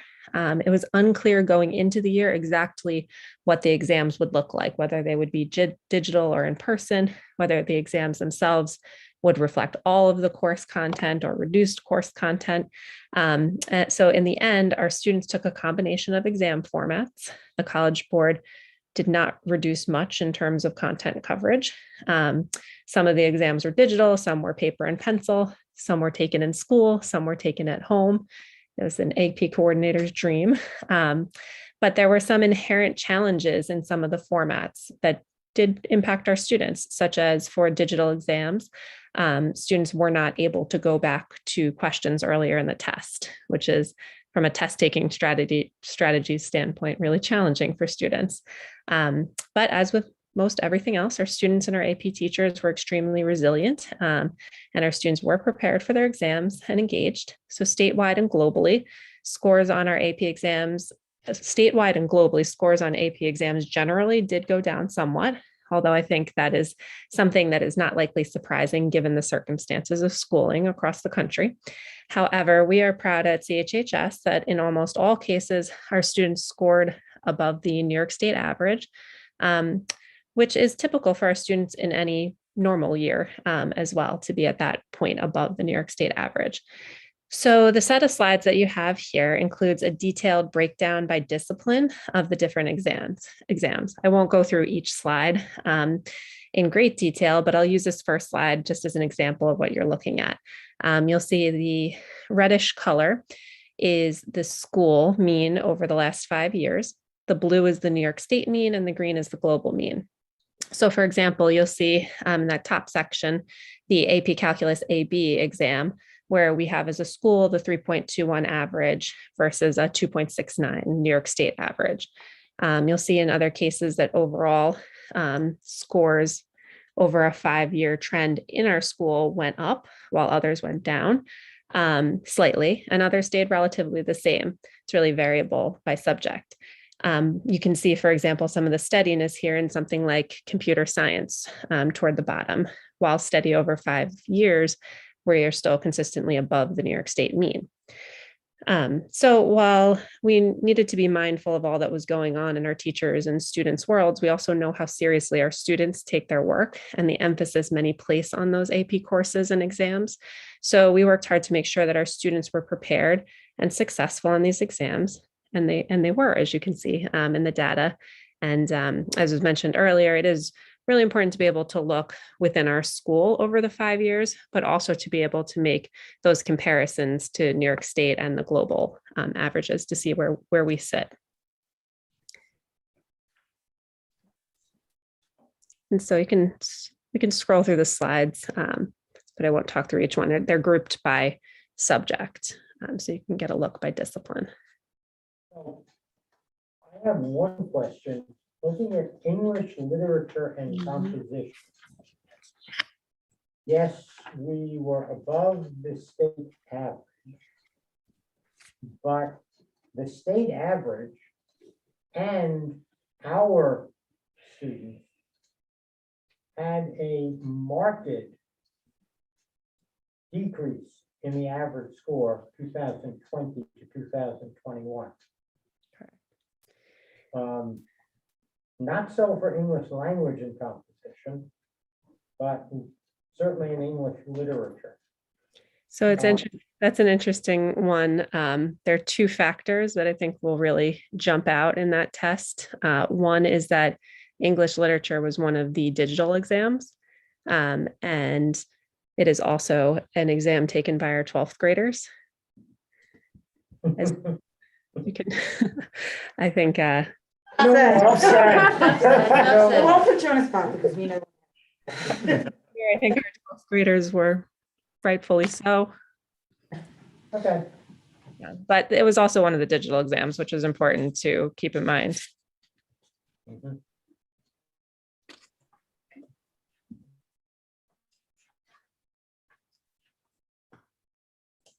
And I guess, one could ask a lot of questions about this subject. I know in your past, we did receive information, and maybe it's in the annual report. And notice that the number of students that were at a 5 and a 4 and a 3 and a 2 and a 1, and also the number of students that took each test, because I'm going to assume in something like in some of the art courses, Mhm. but it's, scores that are single numbers. Right. That it's much smaller. Yes, it can definitely give you that information. We have that breakdown by score band in a report that I can share with you. Great. I think anything that we've talked about sharing tonight, Michael said, oh, I can share that with you, Josh, or whatever. It's just, we can have it for all of us. Of course. Oh, yeah. We don't even, Wouldn't be, for one. okay. Sure. Spread the wealth. Yeah, because I'm also always interested in seeing not just how our students did on the AP tests, but how many students are actually choosing to take the AP tests. Right. And so one thing I did not mention this in the context is all of our students who are enrolled in AP courses must take the AP exams. So that's an important note also. Except for last year when it was optional. Right, except for 2020, yes. Yeah. And Laura, given that this is the most sophisticated content that high school students will cover, could you just also remind us of the schedule that existed last year in terms of, so why don't you just quickly review that to refresh our memory? Sure. So that was one of our challenges in creating a schedule at a high school to try to meet the guidelines for safe reopening of school, much of which recommended things like cohorting and reducing transitions. So one of the things that we had to do at the high school was run a schedule where what we call a double day at our school, which is normally only half of the cycle that runs in double days. Our full week was a double day, essentially.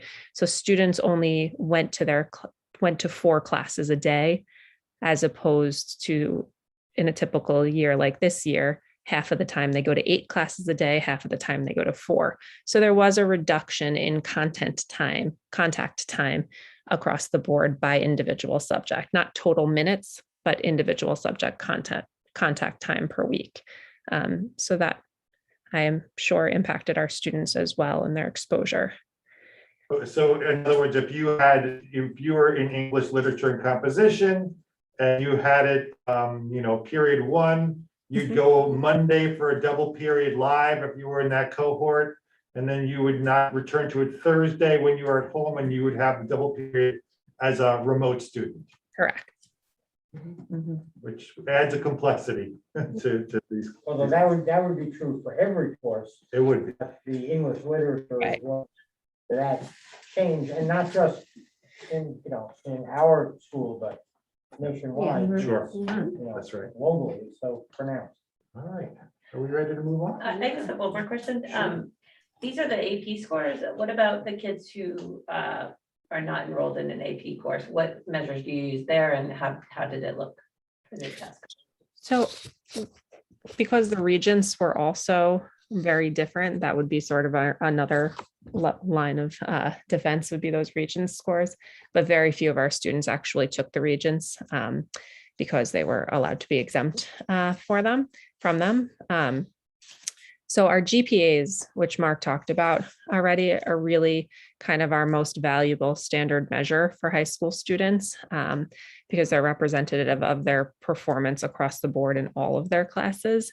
So that's really our marker. And if you remember last year, Mark shared this scatter plot chart that he had created last year to look at our GPA impact at the end of 2020 when students were out of school to make sure for us to understand, was there any harm done when in terms of GPA, that really important measure for students on their transcripts and for college applications and things like that. And then that's what led us to do that again in a slightly different format for this presentation. That's really our good standard measure.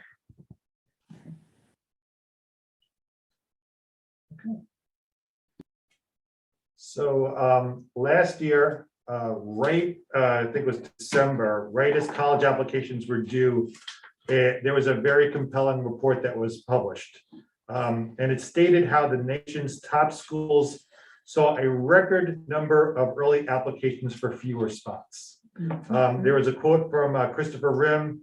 He's the CEO of Command Education, which is one of the top educational consultancy groups in New York, that said, "We knew this was going to be a very competitive application cycle, and it was more difficult.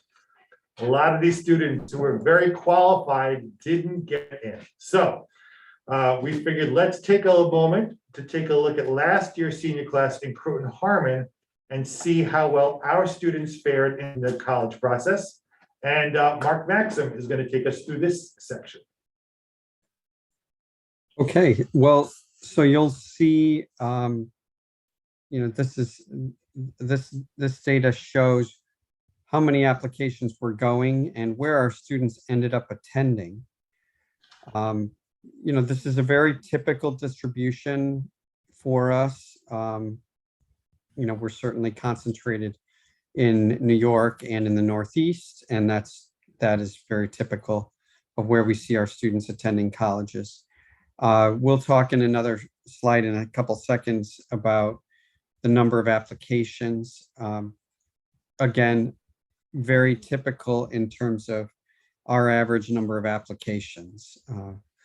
Although the report might have said it was a record number, it wasn't a record number of applications for us, even on a per student basis. It fell squarely into what we've been seeing as our regular trend. So John, I think you can go ahead. This is a list of the colleges we're attending, and these are lists that we've shared previously. And we do publish this on our website as well. Very, very nice and representative list. We'll take a look with each year. I'll share this data with the board and where our students are going. We send that out every spring. I'll talk for just a second about this slide. So this has to do with the college process and what happened during the pandemic. You are sort of looking at apples and oranges in terms of college representatives visiting and the number of students going. So you might, look at this and say that, look at how many more students attended these events. And we don't actually believe that to be true. On the far to the pre-pandemic bars to the left, we were physically present and took attendance. And so we know exactly how many people attended. In the bars on the right, all we have to go by is the signups, because all the visits were done virtually and the college reps don't report the actual attendance to us. So we know how many people signed up, but we don't know the exact attendance. And that all those visits were done virtually. And as I've shared in my recent reports, we are back to in-person visits. The college reps favor that method by far, and because they do find that students actually come to those. And we've had a lot of visits going on and nice attendance as well. And so here's what I referenced just a moment ago about our application trends. What I think is most representative to look at is that little tiny number at the top, on the very top of each bar in dark blue, which is the average number of applications per student. And that shows you our trends in terms of how many applications per student we're sending in. It's right around 8, and it has hovered there for probably the last 8 years or so. We've been in that ballpark. So, this last year was no exception in terms of the numbers of applications we were sending out. And even if you look at the bars lower, which have to do with the early decision and regular applications, our numbers were pretty squarely matching the trends that we've seen in recent years. Mark, doesn't including this total applications box essentially double the height of each column in total? Yeah, I would not I would not say that this chart is perfectly created. It lets you look at the numbers and compare it, but you could see it as well in just a chart format. If we discount the gray parts, then I think it's a little more No, meaningful. because the part of it, number of graduates, Oh, yeah. right? That's information. Yeah. But Right. it's not really. Oh, right, I Right, noticed that bar. one too. Okay, yeah, we need to take that out also. So we're just looking at the light blue, the dark blue, and the umber. Well, and what the light blue is just number of applications filed. So that's really just kind of a piece of data, but it Average application. doesn't really show on some kind of a stack, but it's okay. As long as we understand So how it's being presented. do we have data on the applications?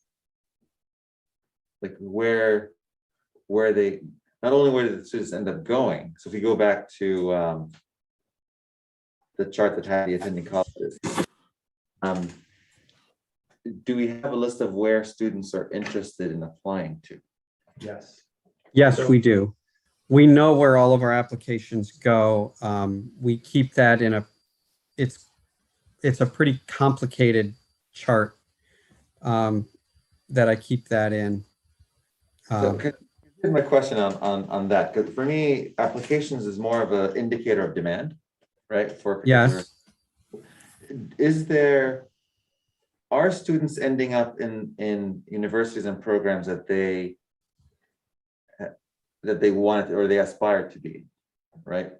And I don't know if you have the data where we track what are people's first, second, and third choices. No. There's- I'm speaking of, Yeah. they No. don't report back where they got, all the schools they got into. Uh-huh. They only report the one they're going to. Yeah. Because I guess my ultimate question is, are students ending up in institutions that they are interested in attending? Right? And if they're Okay. applying to, on average, they're applying to 8 institutions, are they ending up in their top 3 and their bottom 3? Well, in other words, you might apply for a reach school, you might apply for a safety school. Yeah. All our kids getting in safety schools and not into the reach schools. Yeah. Or the ones that are, and guess from what, But does not assume that there's only one school that's correct. appropriate for a student. I mean, No, I so wouldn't, it's- I wouldn't have that kind of Yeah. It's look at again, looking at or trying to answer the question of students ending up where they want to end up. But doesn't that rely on a whole lot of different factors? Not just, not least, I got into some colleges that I Oh. might have. Right. Yeah, no, That's I know, a real big sometimes it's an consideration. economic Yeah, I decision, mean, sometimes what I'm trying to decipher is, like, when you answer that first question, then the next question is, well, you didn't get in, is it because of affordability? Or is it because of grades, for lack of a better, or some other criteria? And then can we then delve into that a little bit more deeply and say, well, okay, if there's an interest and you look at it, historically, and if there's a trend for this to say, well, a lot of people have applied for, I don't know, MIT, right? A big research institution, because we have a great population that are interested in research, but they aren't able to get in. And so the question is why? But there's a Well, lot it's of not just, factors in it's not that. just are they able to get in, but it's also is that there's also a value per dollar tuition calculation relative to age. Absolutely. But no, but Absolutely. there's, I'm Absolutely. sorry, Mark, only because I've just gone through this, and Lucas probably knows this as well, having gone on college visits, colleges have their own set criteria for the class that they're going to admit. Mhm. So your student could be a perfect applicant for that school and meet all the square corners. But for whatever, and the college counselors, when they come, they tell the kids that whatever they've decided as their must get for this year becomes the overriding factor. So it would be, I don't know how you could ever, because you're not in control of the person that's making those decisions and what they're using as their factors.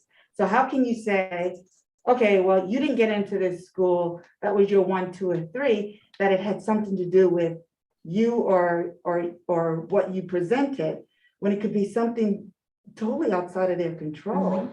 I think it's dangerous to, I appreciate it when the college counselor said to me, it's dangerous to set your child up to believe Yeah. that they are the reason they didn't get in, as opposed to No, absolutely. we're looking at, and we have, 50,000 And I'm not looking at this from applications. a student's perspective. No, I'm saying even school-wide, I think it would be hard. So, and also the other question, of course, if you get into 5 schools, when I applied for law school, I got into 5 schools out of the 16 I applied to. Some I applied to, the father said, apply, maybe they'll take it. I knew they wouldn't. Sure. Some, and then my assessment is based on geography, is based on the programs that school had, based on money.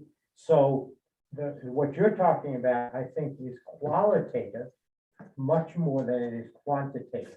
Is that something that might be dealt with at an exit discussion with students, at the time? Yeah. They, what are you doing next year? Okay, where'd you get in? Why'd you choose this one rather than that one? And then we might learn something, but I don't see anything that the data that we have here is going to help answer No, that question. absolutely. And then the next thing is, okay, so we asked for that. How does that inform our instruction? How does that inform our course offerings? What are we going to learn from that? It's going to help us make our high school a better experience for our students. And that's something, before you even went down that road, you'd want to know what you're going to use it for. And I'm not sure at the moment. So if I could jump in for just a minute. I agree with you. I want to appreciate the question first, because I think it's a point well taken that we really should care about, are we meeting our students' needs or desires to get into certain places? And we care very much about that. It's very true that there's a lot of factors that goes into that, including, as the college reps tell us, and was accurately said, that each college puts together a class based upon a particular set of criteria for a given year, and those change from year to year. So it's a moving target. You never quite know. So it wouldn't be fair to an individual student to say you didn't get into there because. Here's what we do track, though. We track all of the applications that go out. We ask the students, and this is all done in Naviance, to report back to us for each of their applications what the result was. It does rely on the students to report that back to us. We hound them for that. And the seniors get really sick of it, but that's what gives us the best data.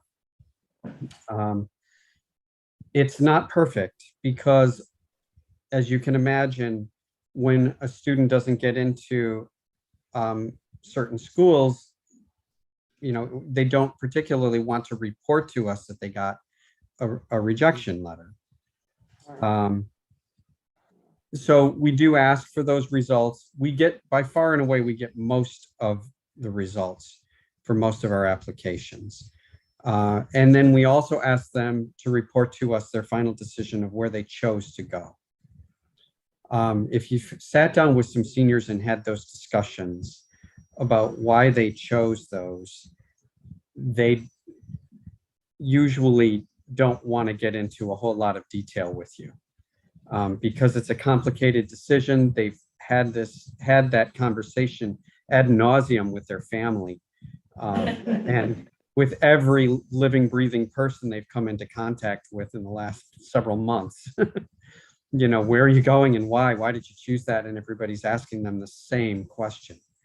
So it's a difficult sort of study to do to really get good data back about why they chose which school. So that's my input on that discussion. Can I just add one more? Oh, you go ahead, Josh. I think one of the things that I'm always interested in here is, you know, I don't honestly care too much about the counts of students that got into Ivies or the counts of students that went to state schools or other things like that. Because I realize that there's the right school for the right student, and that's part of their responsibility, if you will, as a student to make that kind of decision, and based on where their grades are. You know, what I'm actually more wondering about is whether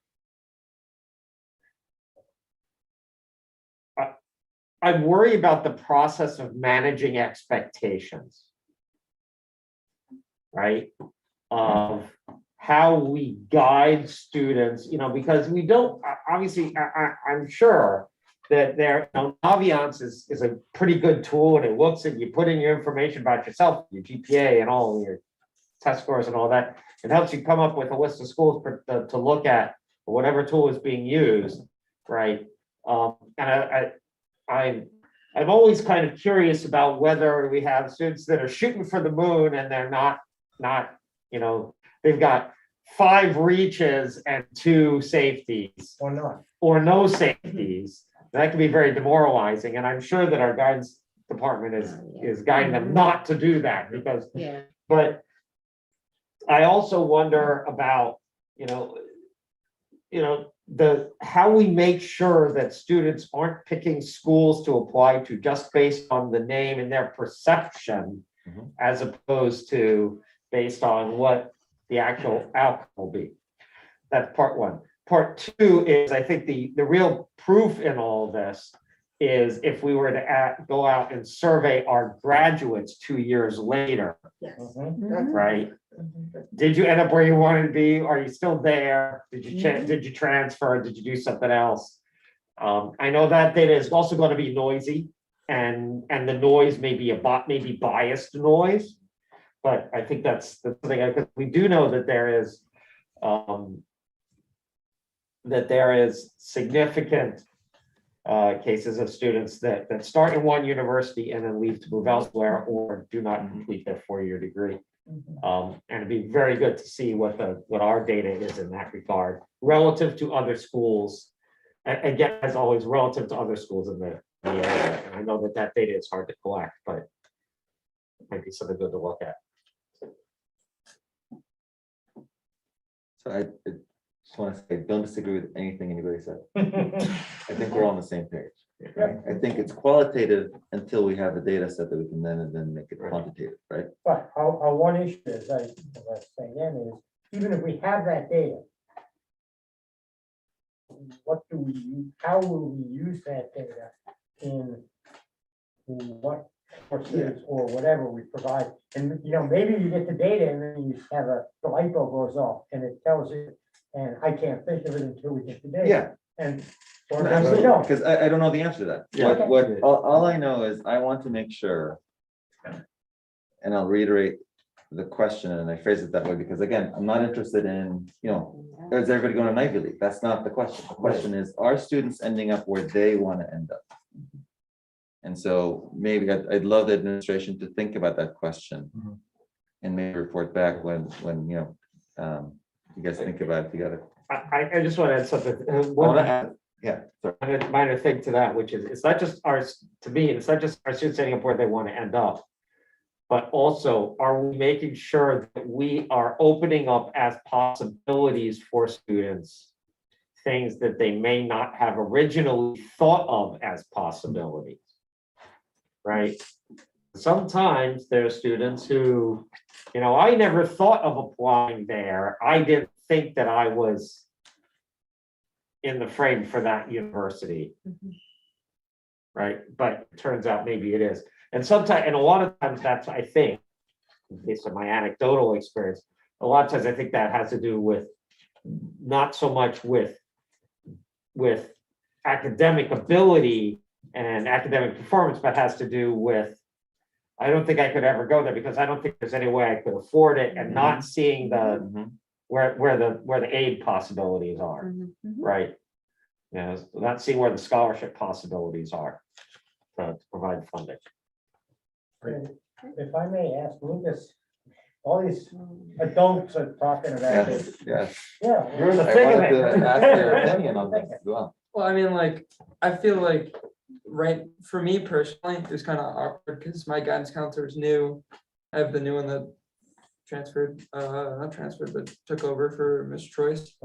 And I took it upon myself to do some more research and also the help of Ms. Gleisenberg, helped me. But I feel like it's just different for everybody, and you can't, it's kind of hard to kind of put a baseline for everything. And personally for me, I just kind of did it on my own, looked at each college and said, why not apply there? Because I'm financially stable enough to do so, which is nice, but I just took it upon myself to research and look what I wanted, and that through like, not strictly Naviance. I personally don't like Naviance. I feel like it kind of traps you inside of a certain place based on just numbers, but I just felt like looking at what I wanted to do and seeing what kind of like environment I wanted to be in a college, and basing off of that instead of what other people gave me. Well said, Lucas. Thank you.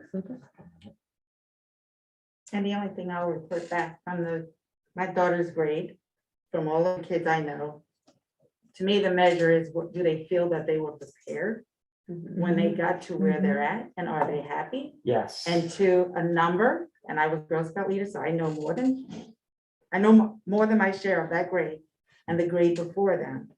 They all are, they're doing great, and the school prepared them and gave them the tools, and they are where they are thriving. And they all, what I love is because they didn't have this mindset of there's only one place for me.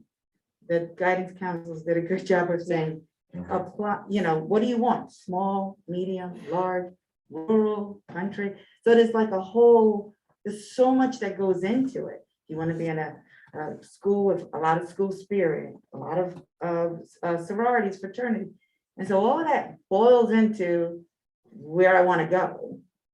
And then to me, the testament of our school district is the fact that so many schools accept our students. We're not pigeonholed into only these 10 schools, because that's a factor. Schools tend to continuously accept students from the same school districts. Our students aren't pigeonholed into the Northeast. They don't all have to go.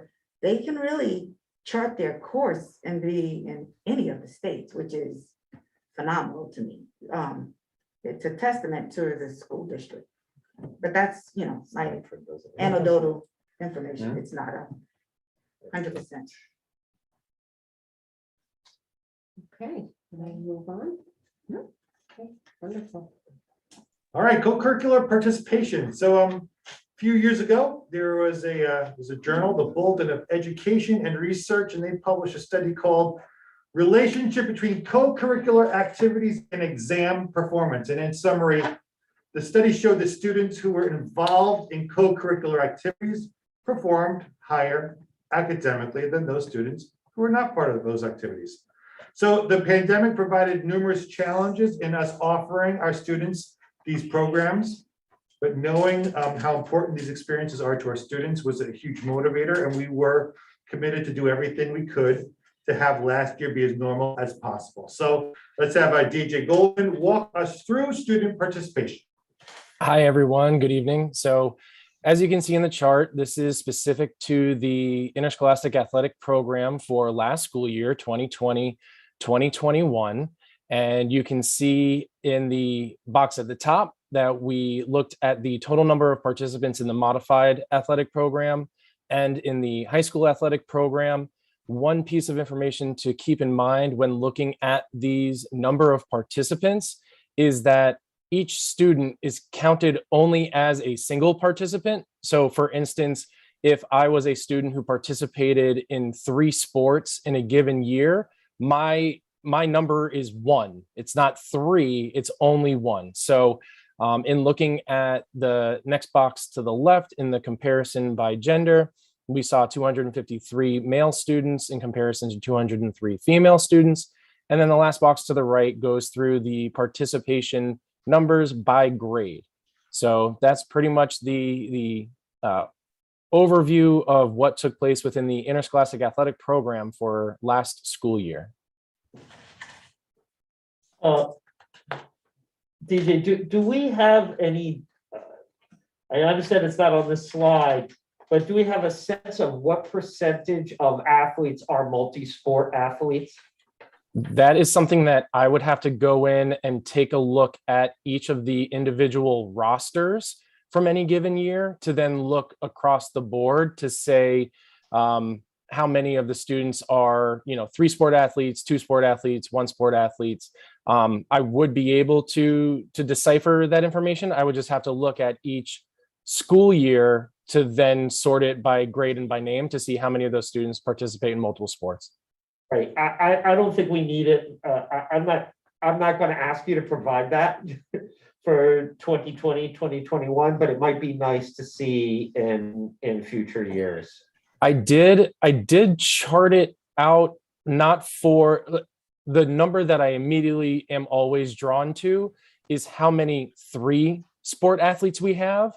So that is a number that is something that is commonly used across school districts, just about how many students are participating in every single season. Last year is a bit of an anomaly because we did have the 4 interscholastic athletic seasons in fall, winter, fall 2, and then also in spring. So last year is actually the opportunity for people to achieve 4 varsity letters in a given year. So that is something that's a little bit more of a focus point, is the 3 sport athlete, or last year the 4 sport athlete, more so than just a 2 sport athlete. Got it. I also kind of wonder how that goes against. Are there's 3 sport athletes, and then there's 2 sport athletes, 1 play, 2 sport and 1 play, or how that there's an interaction there where well, maybe I won't take a spring sport because I'm doing DI, right? Or because that's when the play is, or Or you may have students like my son who did DI and. But that's plenty. Yeah, I'm always curious as to how things stack up, because I know there's. Well, I'm amazed at all of the different things that students do. I also sometimes go a little bit concerned about oversubscription. Mhm. And how students who are heavily subscribed in terms of doing multiple sports and co-curriculars and how that comports with their academic performance, as well as their social and emotional well-being. So since we have the whole team on Zoom, and I know Jared Blair is paying attention, Jared, this just might be something, because this comes up every year, for us to consider how we can use Infinite Campus to actually perhaps track participation in clubs and in athletics, so that we can then use our new data analyst to actually provide these kinds of figures more easily in the future. Yeah, and just so to look at, I think maybe going forward, if we can leverage the new tools at our disposal, would be really great to see. Yep. I obviously wasn't part of the selection for Infinite Campus, but I know that one of the biggest selling points to Infinite Campus is that you can put so much into it. So like even today, we were finding ways that we can import data from IEP Direct or from the Trans Finder for transportation. So we're really looking at all of those avenues to really maximize our work with Infinite Campus. So well said. I think also Jared and I have been meeting every so often in some innovation lunch talks. And I shared with Jared that we use Family ID for our athletic registration. And it may also have potential uses in whether it's registration in, other programming as well, where it has the functionality to look up an individual registrant, and you can see all of the programs that that particular person has registered for.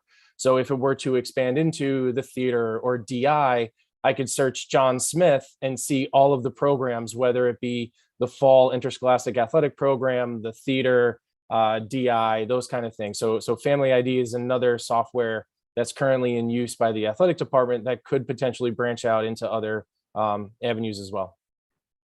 Very cool.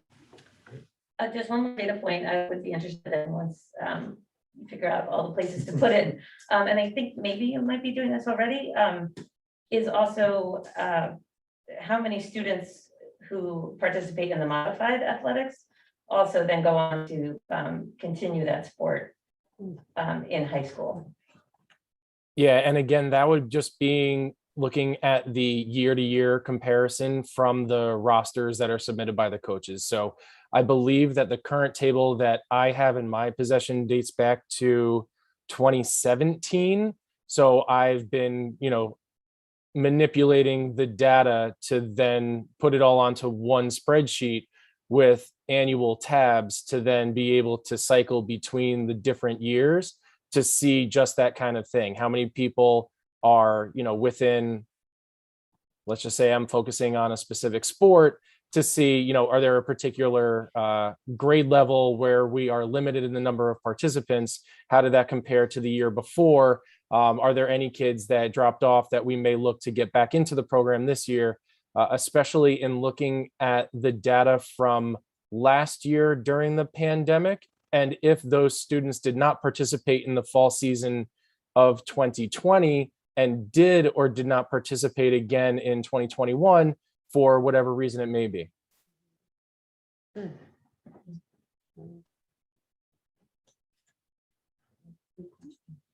So DJ, you want to just, so you've got the club numbers in front of us now. Yeah, sure. So again, just this is the data that was provided. So it looks as though in CET, there were 3 clubs with 185 participants, PVC 18 and 421. And at the high school, 38 clubs with 674 participants. In this data chart, I do believe that each participant is counted as a multiple participant. So if I'm in 3 clubs, I believe that I'm counted 3 times. So if I'm in DI and I'm in yearbook, I believe I'm counted multiple times. I could be wrong with that, but that might be something to consider in the total number of participants. And I think the big sentiment to look at what was offered in 2020, 2021 is that even though it was a pandemic, we did see our students eager to participate in the co-curricular programs, and also that the club advisors were innovative in the way in which they delivered the programs to the students who were interested in them. You say you believe, I think, Yes. looking at the high school, it's got 674 Yeah. participants. Yeah. We don't have picked up a few 674. Unless we brought in some extra. That's why we called it participants and student engagement. rather than Students, that's correct. But if you took out that multiple count, right, and you just counted single participants, is there any efforts that go on to find those students who aren't participating, since it is, like you said, John, at the beginning, tied to, their academic performance? Is there outreach at all? Talk a little bit about that at the high school, because that's something our clubs are very important to us.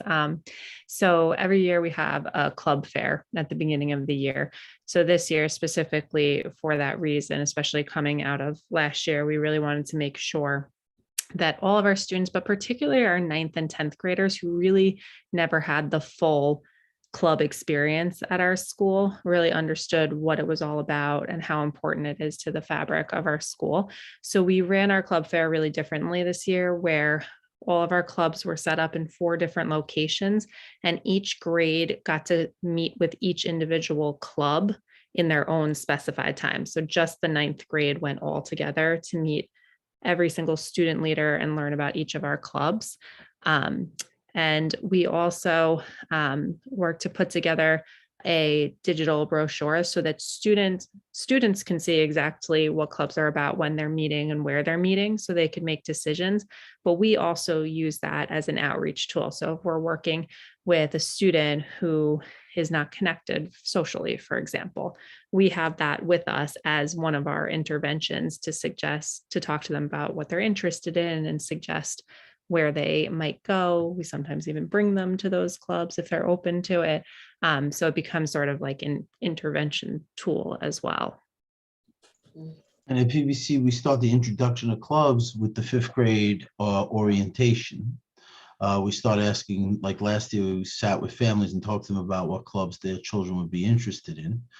We also have a brochure, and we also use announcements and other digital means like creating videos and other things to send to the students, giving them an overview of the clubs. This year, we have an unprecedented amount of kids that signed up for clubs.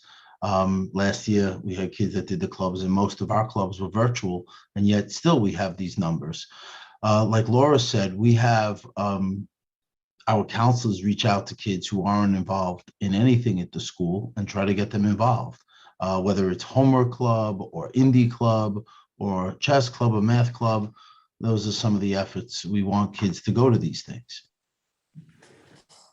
I just want to jump in real quick because I thought that I had identified this number previously. And last year in 2020, 2021, there were 3 students who were 4 sport athletes, and we had 40 students who were 3 sport athletes.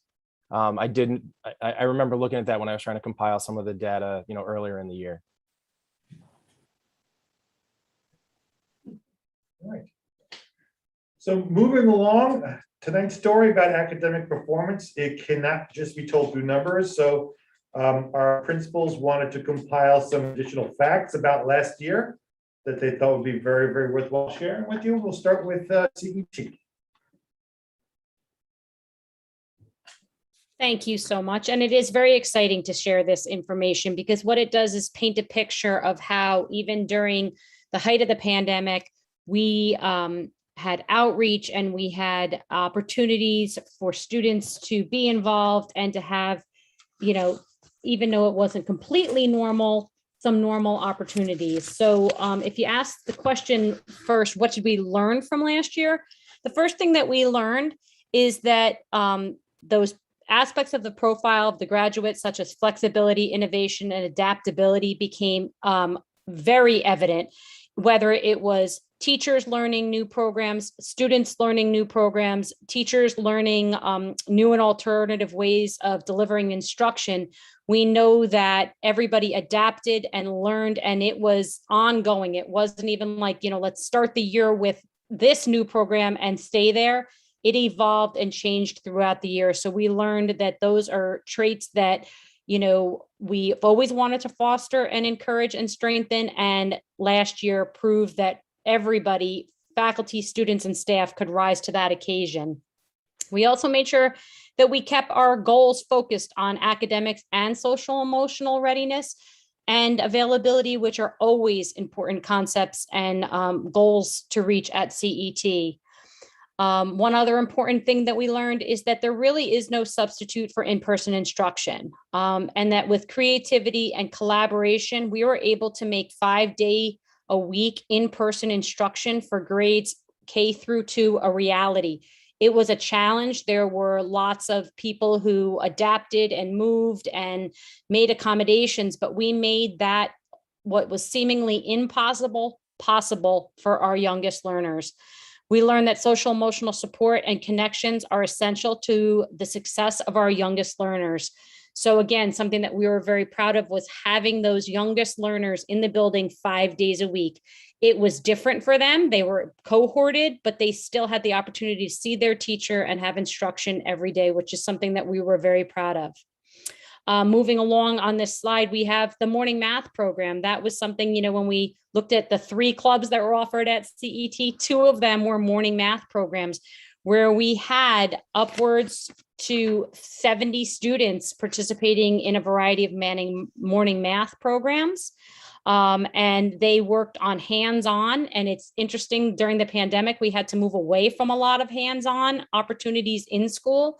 But what the advisor for that club did was make sure that every child was provided with all the materials they would need at home to be able to participate and have those hands-on experiences, even though they were remote. So that's something that we were very proud of.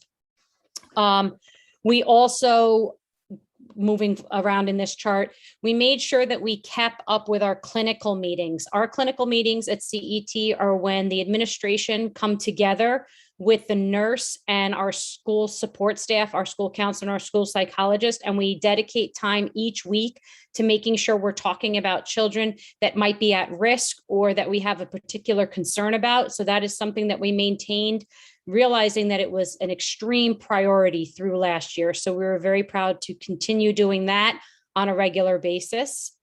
Our enhancement was a bit disrupted at the beginning of the year. If you'll recall, when we first opened last year, our AIS teachers, Mrs. Lynch and Mrs. Ramoli, Ms. Hager and Ms. Flynn, were tasked with helping our remote students on their off day from being in school. So instead of having 3 cycles of enhancement last year, we only had 2. Once we changed the model for 3rd and 4th grade, and our AIS teachers went back to doing intervention and enhancement, we picked right up with offering 2 cycles of enhancement in reading and math for our students at CET. The bottom thing you'll see, it looks just like it's random numbers, but what that shows is that during library time and beyond, our students were introduced to different coding programs. Our K-1 students worked on Codable, and our 2nd and 3rd and 4th grade students worked on Tinker. And whether it was in class or on their own, the students were intrinsically motivated in this area and really challenged themselves to learn something new. And so that being said, in K-1, we had over 19,000 programs written by our students. And in grades 2 through 4, there were 162 projects and 2,163 lines of code written. And that to me is just an amazing piece, because that's not direct instruction from the teacher, but it's using technology and using the knowledge they got in class to expand and grow and learn something on their own. So that's something that we were very proud of. The other areas that we were, very excited to be able to offer opportunities for our children, although not completely normal, they were adapted and modified, and we were able to offer in-person Broadway Kids for our 4th graders, in-person strings and band concerts, and an in-person field day. So those are things, to some people might not seem like important aspects of a school, but for these young learners who, for some of them, have not had a normal school year in 3 years, it was really important to make sure that they had these opportunities to have these memories and engage and be happy and find joy. So I felt it was very important to capture those. And we also, through it all, made sure that we kept our students connected to the bigger community outside of CET, looking at ways to be empathetic and see a need and rise to the occasion. And our Kids Heart Challenge was a huge success again last year. It rivaled the year before, where we were in person. So we're very proud that our students, even in a remote situation, were able to recognize the importance of giving back to the community and participating in something that challenged them, but also helped others. And the final picture you'll see is, as a result of their success with the Kids Heart Challenge, we were slimed. It was a wonderful opportunity to bring all of our kids together and see something fun and enjoyable, and really let our kids be kids. So these are all things that we're very proud of highlighting, and really pointing out how through it all, we wanted to make life as normal as possible and provide as many engaging, enriching, and fun experiences as we could for our students. Thank you very much. And if you have any questions, please let me know. All right. How about we move on to Michael and Lauren in PBC?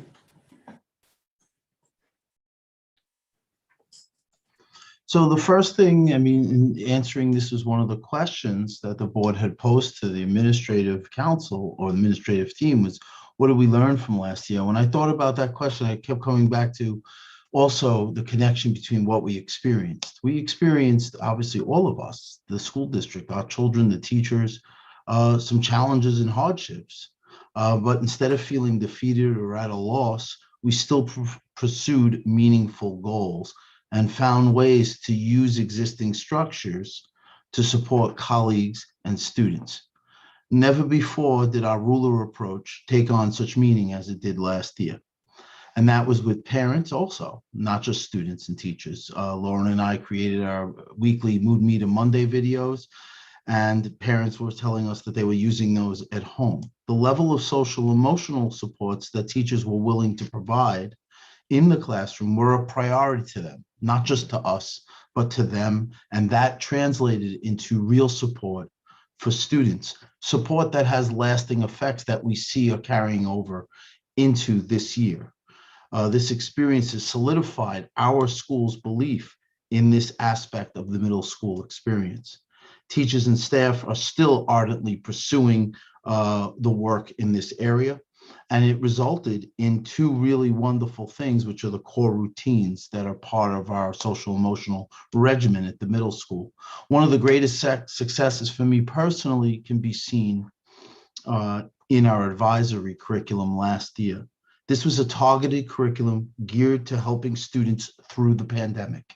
It specifically was designed to do just that, to address anxiety, to increase a sense of belonging, and to help students develop the social emotional skills that they need and the resilience that they need. That was a very important part. We set notable goals last year. When I sat down to write the end of the year, end of year report, or the annual report, I thought at first maybe it could be a little shorter because of, all the distractions that last year was, but it wasn't shorter.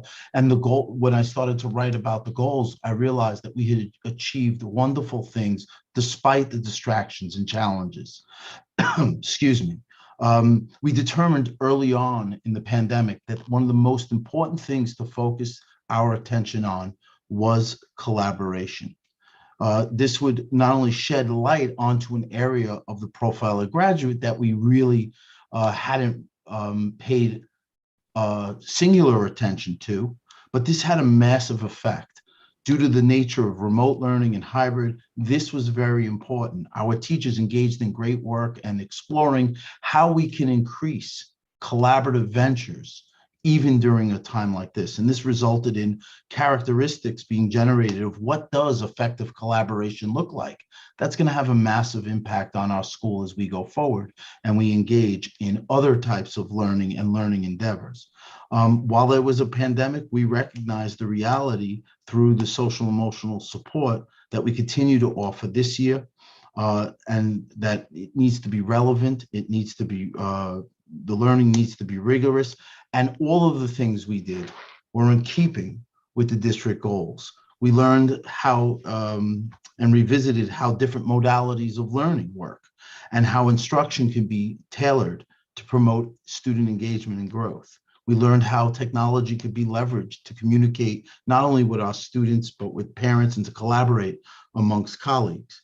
We also learned that we can innovate and support students no matter what challenges we face. And I think that's a really important point. Middle school students who wanted support or needed support found the assistance that they were looking for, and their families as well. And I think one of the things that was really important in this is we found new ways to do this in our academic mentoring program that will continue to run this year. And that is where middle school students are paired up with a high school mentor. And these are middle schoolers who want the assistance or need the assistance, and their families are in agreement. And high schoolers that want to be upstanders. We had 50 students receive that service last year. And that means there was 50 high schoolers that were willing to provide it. Thank you, Laura, for that. And Mark, too. We learned how to be flexible in our method of addressing and solving problems, as we faced many last year. And we continued our collaboration with colleagues.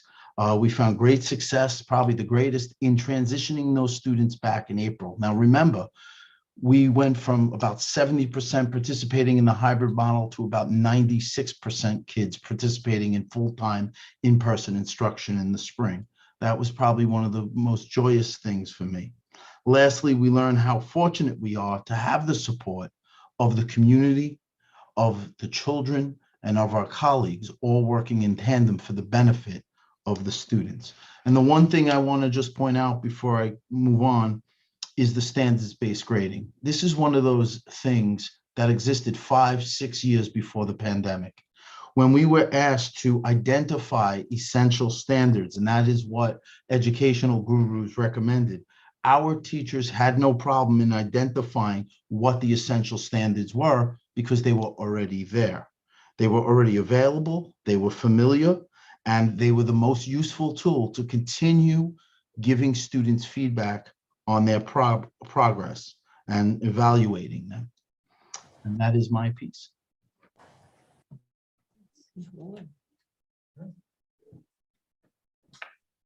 All right. And from the high school, and thinking about the question that the board posed about what did we learn, I think one of the biggest things that we learned is the importance of asking what if and really exploring possibilities. So this collage that we put together was actually a really great opportunity for reflection for us because it gave us a chance to take a breath and celebrate the ways that we've really focused on the student experience at CHHS last year. So from the first day of school, you'll see in one of the pictures, a welcome back sign. We wanted to make sure that our students knew how happy we were to welcome them and to make sure that the building was a safe, happy place for them to return to. In a lot of uncertainty around them, it was so important that they knew that we were here. To that end, we put some really important structures in place, some of which we ended up learning so much from that we've been able to adjust them and keep them going this year. For example, we had weekly open counselor check-in times last year where any student could see their guidance counselor guaranteed and just drop in with questions, concerns, anything they need. We also had remote learning point people as a structure in our school, which we creatively shifted our AIS and learning center model to meet the needs of our remote learners. And the effect was that each fully remote student was able to have a dedicated staff member who they had a weekly or more often if needed, check in with that staff member to help them feel connected, stay on track academically, and also be a resource for their parents. So while we don't fortunately need this exact structure this year, that experience has pushed our thinking about our AIS and Learning Center model and who might benefit from that and how they are identified in a proactive versus reactive way. You'll also see on this slide some photos of our students engaged in hybrid group work and including hybrid science labs where students in the classroom conducted the physical lab tasks and shared over camera with students at home. You'll also see the little logo for the Making Caring Common project, which is where we got a really wonderful protocol that we used at probably one of our best faculty meetings ever, where we literally went through every single child in our school to uncover which specific adults they were connected to. That was such an important resource for us, both in taking the pulse of our school in a difficult time, but also having this bank of resources when students were struggling, students' cameras weren't on. We were worried about students last year. We had a whole cadre of adults that we knew were connected to those individual students and families. We have other highlights represented on here, such as our participation in virtual field trips with the 92nd Street Y, where some of our English students were exposed to the author Claudia Rankine. So while we couldn't go on our typical field trips last year, we still had some really wonderful experiences like that one. Throughout it all, we were looking at that LATIC approach that we know so well in our district and thinking ahead to where we're going next with our transdisciplinary learning. And for us, as we talked about earlier tonight already, one of our big focus areas was on assessment for and of learning, partly by necessity, because we had to really rethink it structurally. But we also learned where our traditional assessments are very strong and where we want to keep those going, and where we really can and need to expand our thinking. And finally, we ended the year with proms and graduations, which you'll see a smiling senior class there and the graduation setup. And we were reminded, due to the circumstances, how important those culminating celebratory events that we really used to take for granted that they would just happen every year are for our students. And I think it really renewed our commitment to making sure that our seniors leave feeling proud, special, and accomplished. Thank you. So we have given you a lot of information tonight about last year, and I want to go back to something I said earlier. Measures like star reading and star math, they're useful for providing us a view from the balcony on how a school, a grade level classroom is doing. But once again, we mostly use these data to inform our teachers on the needs of individual learners. And when that data points to a student need, we have many support systems that we put in place to address those needs. And I think it's important that we review those kinds of support systems that we use to address any deficits as they are identified. So I'll ask Karen Gatto to start us off with RTI and multiple tiered support systems.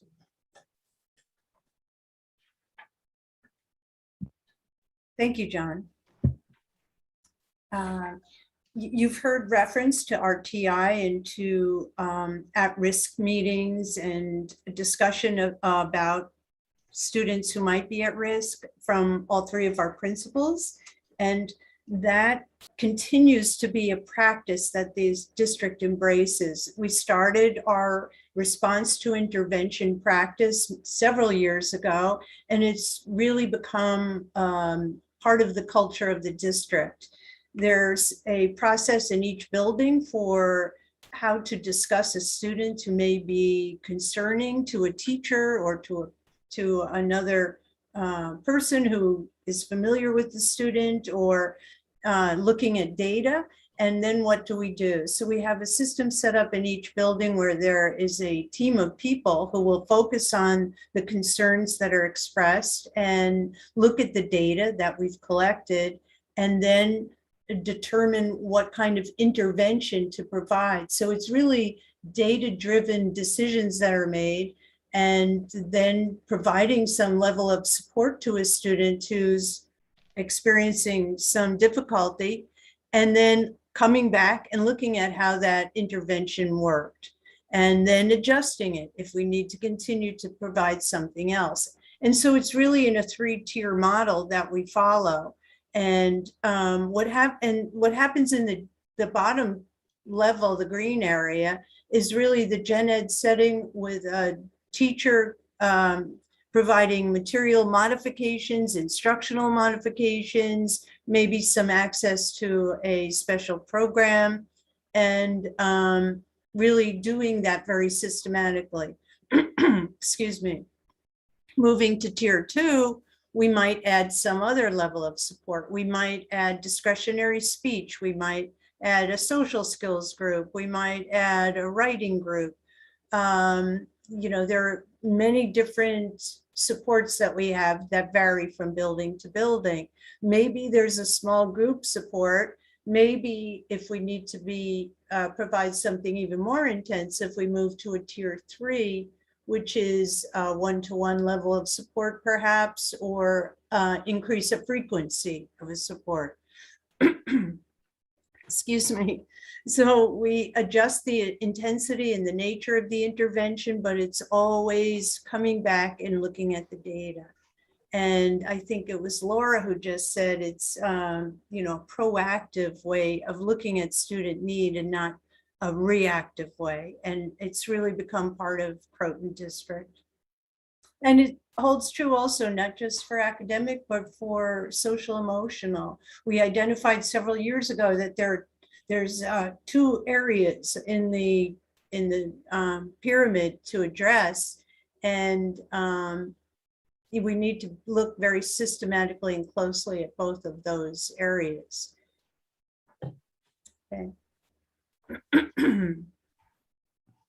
So here, well, this is the slide I was referring to before, so you could see how we go through this process, so we could start to explain that so you see a little bit more clearly. So if you look at a 5th grade summary, of who's above and below the benchmark, and you get this report and you see there's 12 students that are below the 50 percentile, and you start with them, then you could go into looking at who those students are, looking at the graph, with the green dots on it, looking at their personal growth, and also looking at the intervention reports that you can generate. So you'll be able to understand not only who needs an intervention, but which of those tiers they would find themselves in. From Achieve, you could see the other report below, which allows us to target individual needs and chart their growth as it's broken down into Lexile range, percentage rank, and then we look at other reports which even specify the skill level. What I find interesting about this is also in relationship to the articles from EdWeek and the New York State Board Association that John and Deborah provided us with. They recommended a couple of things: tutoring, gauging well-being, close tracking, and extended time. Now, Karen addressed some of those in her slide, but what I think is for people to say close tracking, I think that's important, but it's also the interventions that have to take place as your progress monitoring over either a 6-week, 12-week period of time. I also think that the gauging of well-being is not enough, even though, we looked at assessing well-being. But when you look into what we've done in the 3 schools through the pandemic, it was more than that. It was attaching children to support apparatuses the best we could and getting kids the attention that they really needed. And I think that there were so many things that we learned from the pandemic. We learned, without a doubt, that kids do best when they're in school, surrounded by people who really care for them and their academic as well as social and emotional endeavors.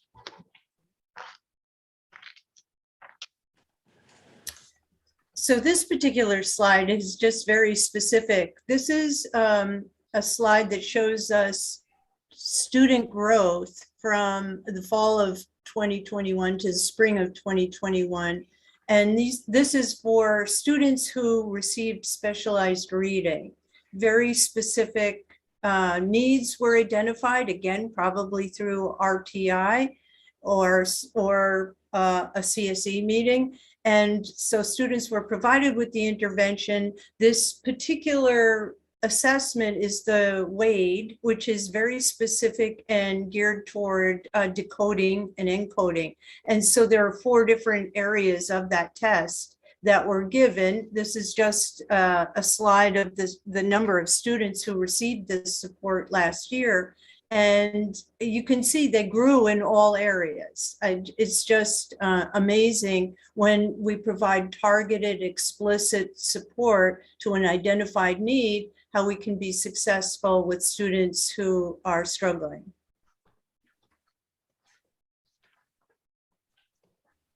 And then finally, we continue to provide a wide continuum of services, special ed services in the district. And we've really advanced in our ability to be very inclusive. Our students, for the most part, are provided in an integrated setting because that's what the IDEA, the special ed law, tells us we have to do. We have to really abide by least restrictive environment. And we embrace that wholeheartedly in Croton. So we provide either a low level of support that a student may receive outside of the gen ed classroom, or we may provide an array of accommodations and modifications and push-in services and consultant teacher supports in the classroom, in the gen ed classroom.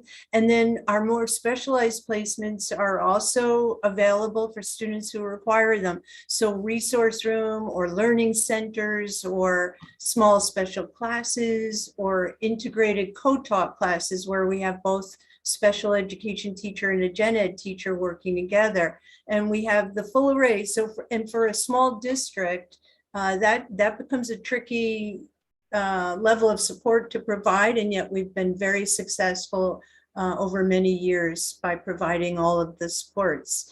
Also, extended school year is something that we really modified over the last 2 summers in response to student needs. And we ended up providing very individual, targeted, explicit support, again, because we see that that's what works. And we look at the students every spring to see who would need that kind of support. Would they regress over the summer if we didn't provide that support? And so we've been really fortunate enough to be able to give students what they need. Our programs vary from year to year, and they're really based on what students need, not what we have or what we want to do, but what students need. And that's something we're really proud of.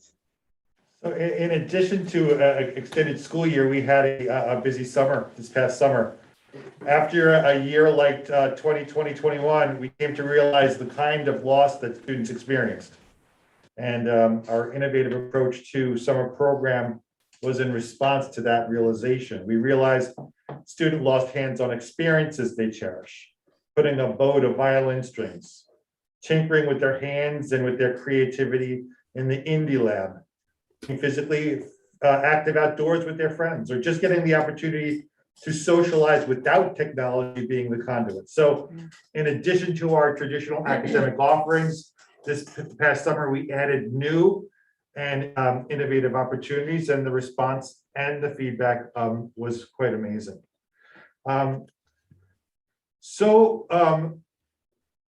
Oh, you go forward. So our administrative team has truly appreciated this opportunity to reflect on last year in preparation for tonight. As we were preparing, we came to a realization, and that realization filled us with gratitude. We are very proud of how we weathered the storm that was a global crisis. And it could not have been possible without your hard work and your leadership. So many of the systems were pre-existing and they sustained us through the pandemic. Our commitment to the profile of the graduate, the insights for improvement we gained through tri-states, our investment in technology, the pillars that hold up the health, wellness, safety, and sustainability of our school communities. These exist only with your time and support. And I hope the board internalizes its contributions to our ongoing success. And speaking of success, we are very excited about our next steps in addressing the needs of our students, maximizing the potential for growth in the 10 months we have them every school year, and preparing them for a successful future. So I started off this evening's presentation stating the detrimental impacts disparity has had on learning and our ongoing commitment to support the uniqueness of each individual student in our care. Our equity work is directly correlated to student academic success. And I once again thank the board for their support. As we conclude year 5 of our strategic coherence plan, we have to celebrate how far the Croton-Harmon educational system has progressed in truly preparing our kids for the world they live in and will be inhabiting. Right in front of us, for those 5 years, was the profile of the graduate. And in year 5, where has our work brought us to? It's brought us to an understanding. Teachers could approach those 6 attributes from within their own classrooms. But how much more powerful, how much more relevant to the real world of our students if teachers work together to identify issues and problems from the world that can be explored within the sciences and literature and math and social studies and the arts. I'm so excited by the hard work and progressive nature of our faculty as they go about this work of developing transdisciplinary problem-based units. It is without a doubt a model that will garner us attention, as this work is already the envy of colleagues throughout the region with whom I share it. Your support makes this possible. As we quickly move into budget season, we will assuredly be matching the investment of our community to these educational priorities so our kids greatly benefit. And that brings us to the conclusion of our presentation.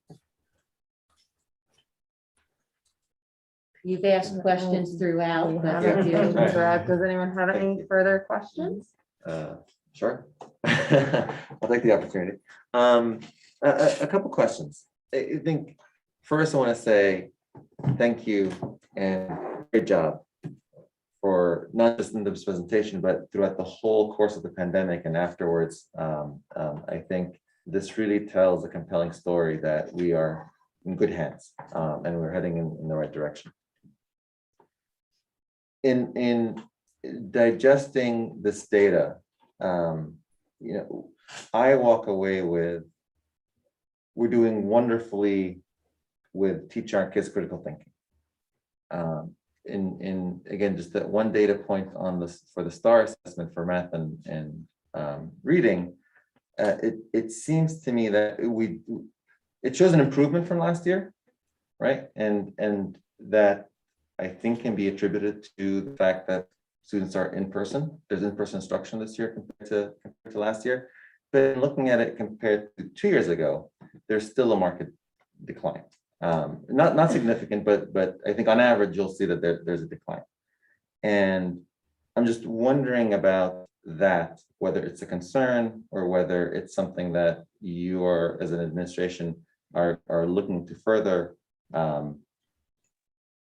Yeah, those are really the questions on that. So, I think that, as we look globally, I think you heard us stressing a notion that we don't have a heightened level of concern, that there were places that are experiencing a heightened level of concern, and that we are seeing, as we always do, pockets of data that warrant analysis. And that as we go through that analysis and we identify need, that we are very, very thankful that we have always had the support of having structures in place. The human capital, the personnel of having dedicated teachers for academic intervention support, having a very, very robust CSE process that when needed really will take those students that have the most dire need and actually structure more intensive supports to really meet their needs. And those systems are in place. I would be remiss not to go back to social emotional learning, because probably the most compelling need that's hardest to capture is the lingering social emotional effects that the pandemic has. And that's where I'm thankful to the board for increasing our student assistance counseling program so that we have another student assistant counselor assigned to the district, that we are continually looking at our psychology support, our counseling supports, so that as we take a look at those data points, as we see that there's a need, so far, thank goodness and knock on wood, we feel that we have in place the systems and the supports to be able to really take care of those kids as we see those kids that need taken care of. I think we also have, and I speak for our faculty and staff, a real commitment, and we've said it from the beginning, to meeting students where they are. We don't want students to ever feel that we're coming at them from a deficit model. We are meeting them where they are. We are looking very closely at what it is they need as an individual learner to help continue to move us forward. And I'm just so proud of the commitment of our faculty and staff to that. We're meeting them where they are. Another question, or just a request, I guess, or an invitation to consider. And I'm glad Mr. Flocken brought this up. I mean, tutoring has been found to have a consistent, large, positive impacts on students. And as you mentioned, budget season is upon us. I just invite the administration in thinking, if that is such a well-documented strategy, are there ways to incorporate that into our curriculum, into our instruction to help support students? And actually, maybe I'll let Laura or Mark also just quickly, in case there are people on the board or the community that are not familiar with our helping period. just quickly overview what that's all about. Yes, one of the things we love about our high school schedule is every single day we have a period at the end of the day called helping period. And it is a time at 2:24 where every single teacher in our building is available for students for whatever they need to drop in and do homework, to get extra help, to study for a test. And sometimes for our students that might be struggling in a particular subject or for a particular portion of time in a subject, we mandate helping period for them. So it's sort of like mandated tutoring to meet that particular need at that time. But helping period by and large is something that our students, it's just a fabric of our school that our students participate in. So we sort of have a little bit of daily built-in tutoring already. We can always expand on how we use that, how we implement it, how we refer students. But it's something very unique about our school. I would just add also that there are things built into the middle school that also would be along the same lines as tutoring, and some things that I think are better than anything a tutor can provide. One is we have a homework club, which meets several days a week, that has three teachers involved. They do different days and so forth, but they definitely meet with a lot of kids, help them out with not just their homework, but with the concepts behind it. It's not just about homework completion. As I mentioned already, Dr. Maisi, I mentioned our academic mentoring program, which will continue this year, as well as what Karen mentioned, the interventions that we talked about and our teachers growing in their ability to be interventionists mean that there could be class-wide strategies that when a teacher sees kids are having trouble with not so much learning skills, but organization, they could do that, grade-wide strategies. So when I go into an RTI meeting with a grade level team, we talk about what do we want to work with the cohort on that we see that they could get better at. And then, of course, we already spoke about individualized interventions. We also have teachers that are here 7 o'clock in the morning to meet with students to work on their math and their reading. We also have a daily lab period where students work with their teachers as well as with some of the programs that we spoke about this evening to address any deficiencies, weaknesses, and of course, enrichment opportunities as well. Last but not least, our Flex program, Flex teacher and the staff up there has welcomed students in to help them not only with social and emotional issues, but also with just some skill improvement. So I do think that, tutoring is wonderful, but it's even nicer when kids can get those types of services and that type of interaction from people that they know in a discrete area of the school that just looks like learning. And especially at this age, that's very important. Michael, I think you raise a good point too. And I think with the nature of the special supports that we provide now, where we have so many special educators pushing into gen ed classrooms, we can very proactively provide the instruction that's differentiated for all the learners in the class. So we're making those modifications. We're making the curriculum available to all students instead of waiting for them to need some kind of extra support afterwards. And so we can be more successful when we're delivering that instruction. And that's a big shift just in the 10 years that I've been in Croton, because we're doing it at each building on a increasingly more frequent basis, and so I think that really speaks to some of the success that we're having.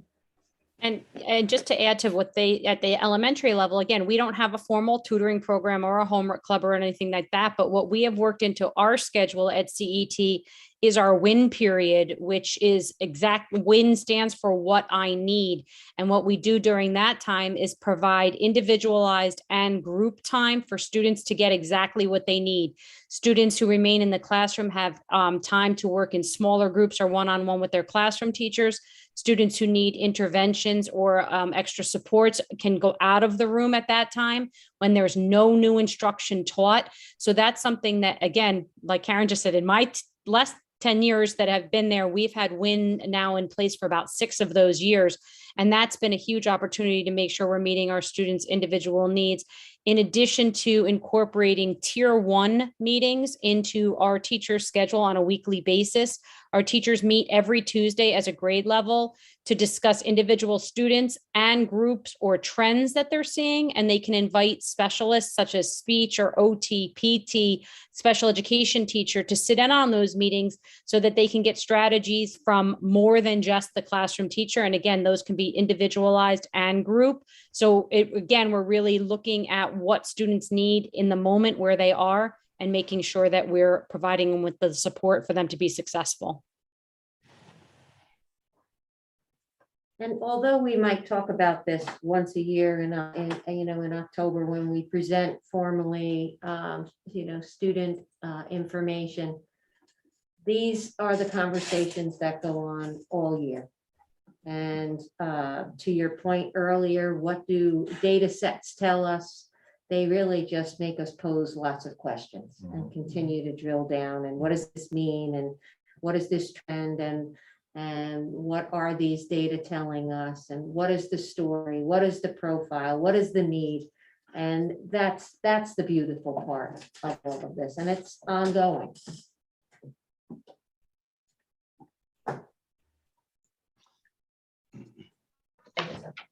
One question. I also want to say thank you to everyone in the entire district for last year. All three of my kids thrived and know a lot of other people. So thank you for everything everyone did as a part of that, including the board when I wasn't here at that time either. Just with the profile of the Croton Harmon graduate, you mentioned there's the measures in place right now for critical thinking, and that will be expanding perhaps to the other schools in the next couple of years. I think Mr. Plotkin may have mentioned there's also work being done on measuring collaboration, I think, or I may have seen that in the report. I'm just wondering, what's the timeline in terms of putting measures into place for all of the aspects of the profile of the Croton Harmon graduate, seeing as we're at the end of the strategic coherence plan? Is there sort of a timeline of when we can look to see how well our kids are doing and what their performance and their improvement are in these particular areas? Well, there is with communications, we do have a presentation rubric. So that really does get into that. I would say when we designed the profile of the graduate, we designed it with some intention so that if you notice the back of the heads are a lot of the more affective parts of human disposition. The degree to which they are really measured, I think, are softer measures. Certainly, I think that when we're looking at a ruler program through Yale Center for Emotional Intelligence, that we are looking at how that work really correlates with the back of the head. So I don't think I know we don't have hard measures that we could show you in terms of numbers. But certainly, I would love, Michael, maybe you want to step in and really, speak. I know you do a lot of work at PVC thinking about how ruler and the profile of the graduate really play with each other. Well, the thing that's really important to keep in mind, especially at a middle school and in every area of our K-12, student experience, is that if we don't have relationships with our kids and we don't support their social emotional growth, I don't think they're going to be able to approach their academic piece as well. The other thing is that when you think about the ruler work that we do, it's all about critical thinking. I mean, if you're a good critical thinker, communicator, collaborator, and you're flexible and have initiative, that translates into every relationship you have and every endeavor that you engage in. So when we talk about the profile of the graduate, we look at each box as an ensemble of skills that has really, those skills transcend every life experience. And that's the way we really look at it. They also interrelate. And as John showed you the graphic today for the transdisciplinary work that we're engaged in now, that's going to help our students take this ensemble of skills and not see them as connected, fragmented things. like critical thinking's over there and empathy, but having it all used in unison, in tandem, to create things in their learning and show that they're able to demonstrate critical thinking skills as well as each one of those. Because how can you really bring kids to a place where they're at the height of their critical thinking and innovative production without having them also collaborate? What's the purpose of that collaboration and that thought if it's not directed in a way to the service of other human beings? And I could go on and on and on about this subject. It's getting, but it is getting a little late, so I'll stop there. I hope I've answered the question well. But Mary, I want to just also contribute to that.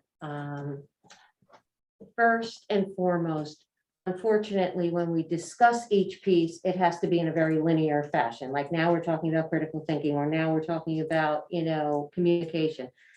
To Michael's point, it is all interconnected. But when we looked at our strategic coherence plan, we took a deep dive into metacognition first. That's thinking about your thinking. We have leveled rubrics for elementary, middle, and high. You mentioned in one of your statements, oh, that's at the middle school, et cetera. The examples we chose this evening may have been from one school, but it is K-12. So when we speak about metacognition, we are talking about the leveled rubric at the elementary level, the middle school level, and the high school level. When we pick up communication and collaboration, that is our presentation rubric. That is, again, level for elementary, middle, and high. And there are different opportunities for students to be using the rubric, or teachers with students to be using those rubrics. When we worked on critical thinking, we had a timeline with critical thinking, but we were making such progress that we just said, you know what? We were going to go on to creativity and innovation, but wait, we want to go more deeply into critical thinking.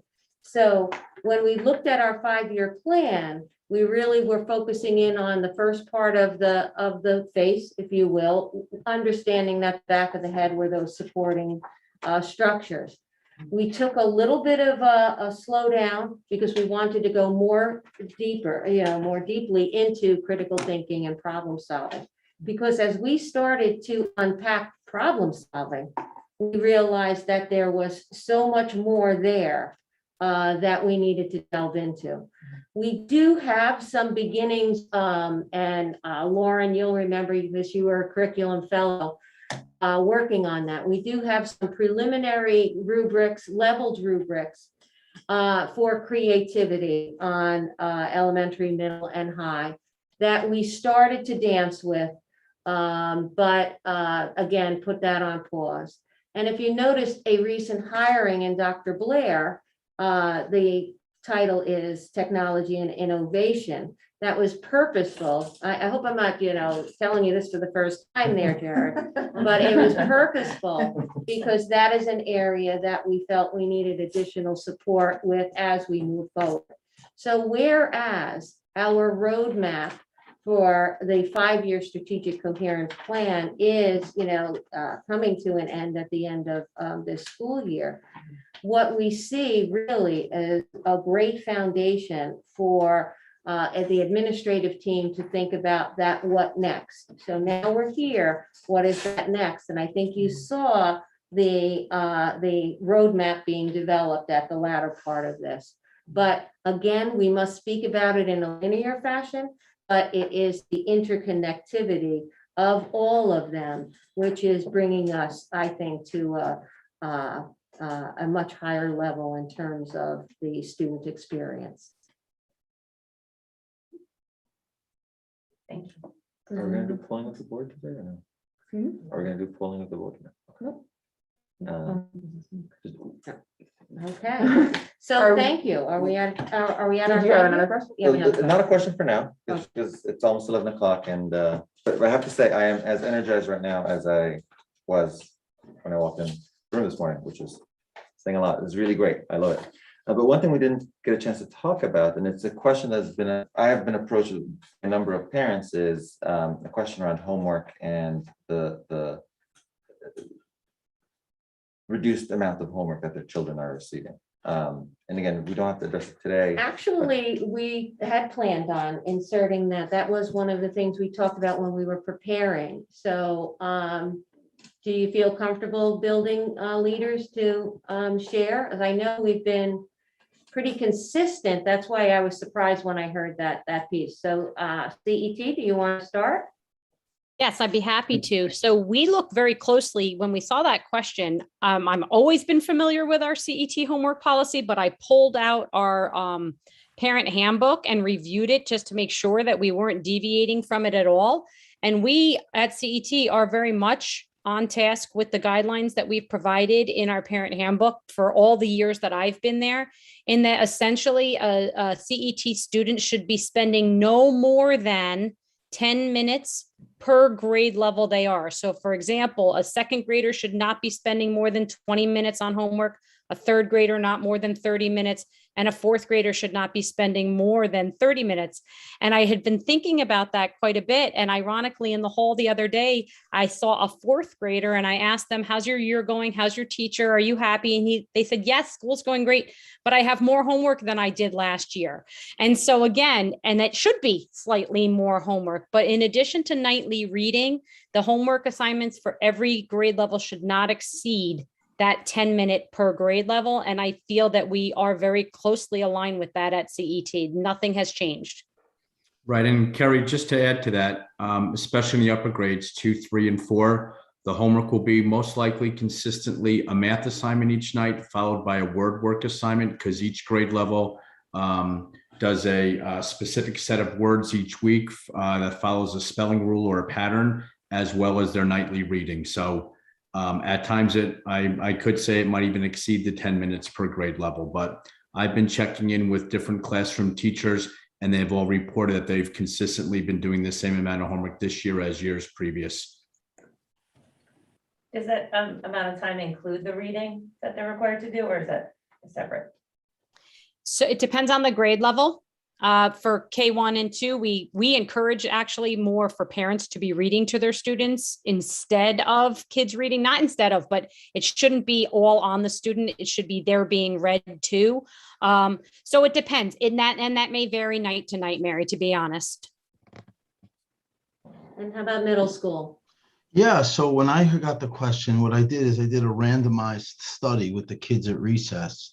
And I took about 6 to 10 kids from every grade, just, say, hey, come over here, talk to me. I said, are you getting too much, too little, or just the right amount of homework? And I have to say that the kids are telling me, especially, our 5th and 6th graders, that they're getting, either the right amount or too much. And I think for us 6th to 8th graders, nothing absolutely has changed. I think for our 5th graders, something has changed.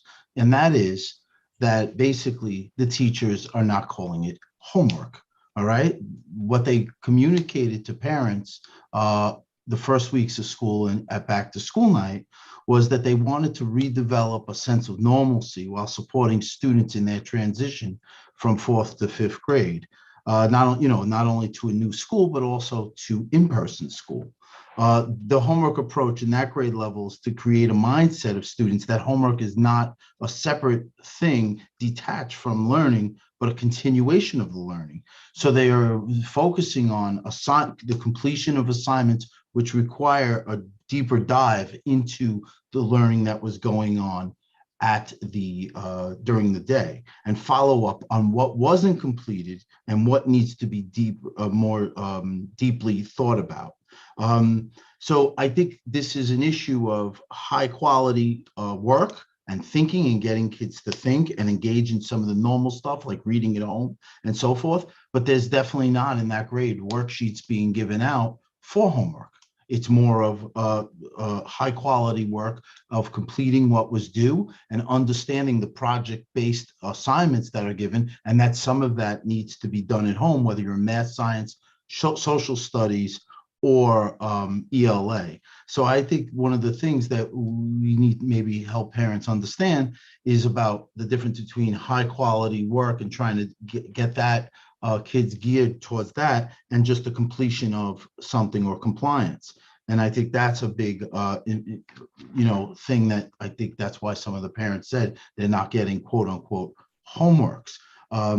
Also, I mean, we see this in, like, one example, math is the kids were asked to go home and practice their fractions with a measuring cup because that's what they were doing in class. Teachers are still developing individual plans for students who either request that they want more experiences like this or more work.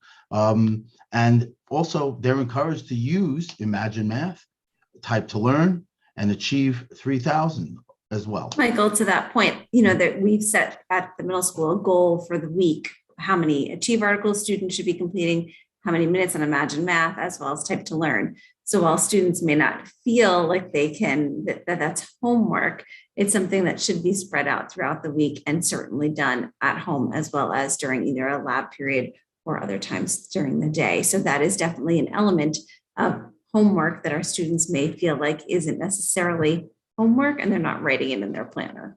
The other thing I would say is that if a parent feels that a student is not getting enough homework, that they should probably start by reaching out to the teacher and asking what's going on, because very often, we find that there are multiple perspectives in that discussion.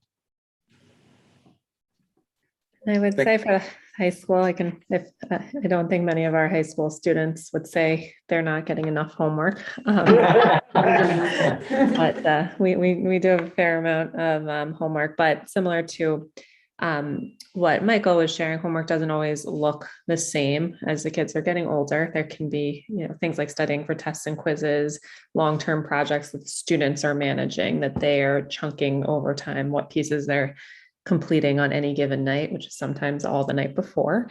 Their English reading, and then many of our classes have standing assignments like current events that are due weekly, Delta math practice. So our students are sort of mostly managing 7 or 8 different classes and kind of chunking it over time.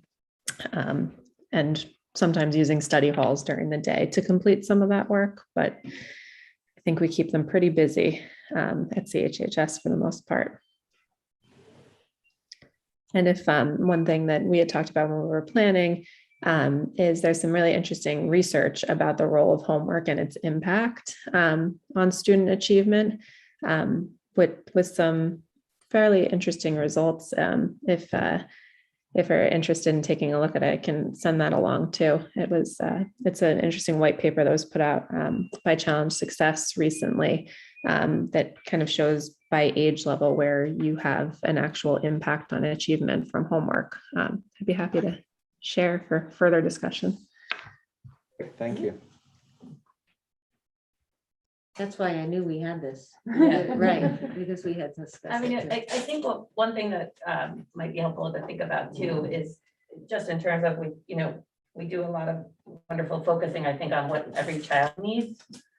So when you think about homework and, applying it to everybody, that might not be helpful, but as a parent, knowing what my kid is struggling with, what skills they need to develop, and knowing something tangible I can give them during the week at times, in small chunks maybe, before, they want to do the screens or whatever, you say, let's sit down and practice your handwriting for a bit, but to understand what my child needs, even if it's not given as homework, and I think other people feel this way too, to be able to tailor some work that you can give them to be productive and help them develop their skills individual to them would be really helpful. Yeah. Good point. Okay, can I say thank you? I just have a question for future. I'm not sure if it's now, and that's just while we have the principals. I know we have foreign language at the elementary now. I'd like to see how that is the impact it's having on the other buildings as we go forward. So that's a great question. That really leads us to a committee meeting that we'll be having very shortly. Yes. Carrie, Yes, Michael and I are collaborating right now. Iris, your timing on that question is absolutely perfect, almost like you were planted there, because we have been talking about this very thing now that we're in the year that we are, and our 4th graders are going to be the first grade level that has had Spanish instruction consecutively since kindergarten, we are looking at that impact and having that vertical conversation. So a meeting is being scheduled for that exact purpose. And the board might remember that was one of the goals. Once we started to have that year, which is the sweet spot, moving into the middle school. I'm sure we don't have to be, teaching the numbers 1 through 10 and, et cetera. So we had said with the World Language Committee at the time that we would reconvene and have this type of reflection and see next steps from there. And we did not know you were going to ask. I just want to, this has always been my favorite, by far, work session. Seeing all of you, hearing you report back on the students, which is my main focus always. So I just want to thank you so much for everything you do. Please let your staff know you serve our students in a wonderful way. Thank you. Yes. I always love to see the data. Every year it gets better. Both the data that's being presented, that is the performance of our students relative to our expectations, I see the year-over-year improvement. Admittedly, we had some hiccups because of just circumstances the last couple of years, admittedly. But also the way that we report out about it just keeps getting better every year. And I look forward to continuing that. Yes, I just add one sentence. And the way things get connected. Yes. School to school, program to program, connection back to our mission, vision, profile of the graduate. So this is really going to help us as we consider the next strategic coherence plan and the next steps that we take as a governing group.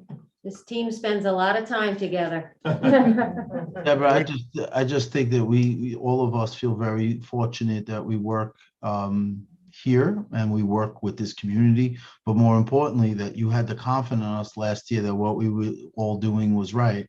And I thank you for keeping me here to this time, because my wife says if I got home before 10 o'clock, I had stuff to do. Okay. all Thank right. you again. Thank This has you. been a Thank very you. wonderful session. Yes. Thank yeah. you, team. My colleagues all said this so very well. So yeah, just thank you so much for everything that you put in, not just to this presentation, because as Ira said, we talked about it the other day. This is like my favorite work session to come to every year. But just the amount of work and dedication and just absolute caring for our kids that you always do, but particularly over the last 18 months, it's so appreciated. So thank you.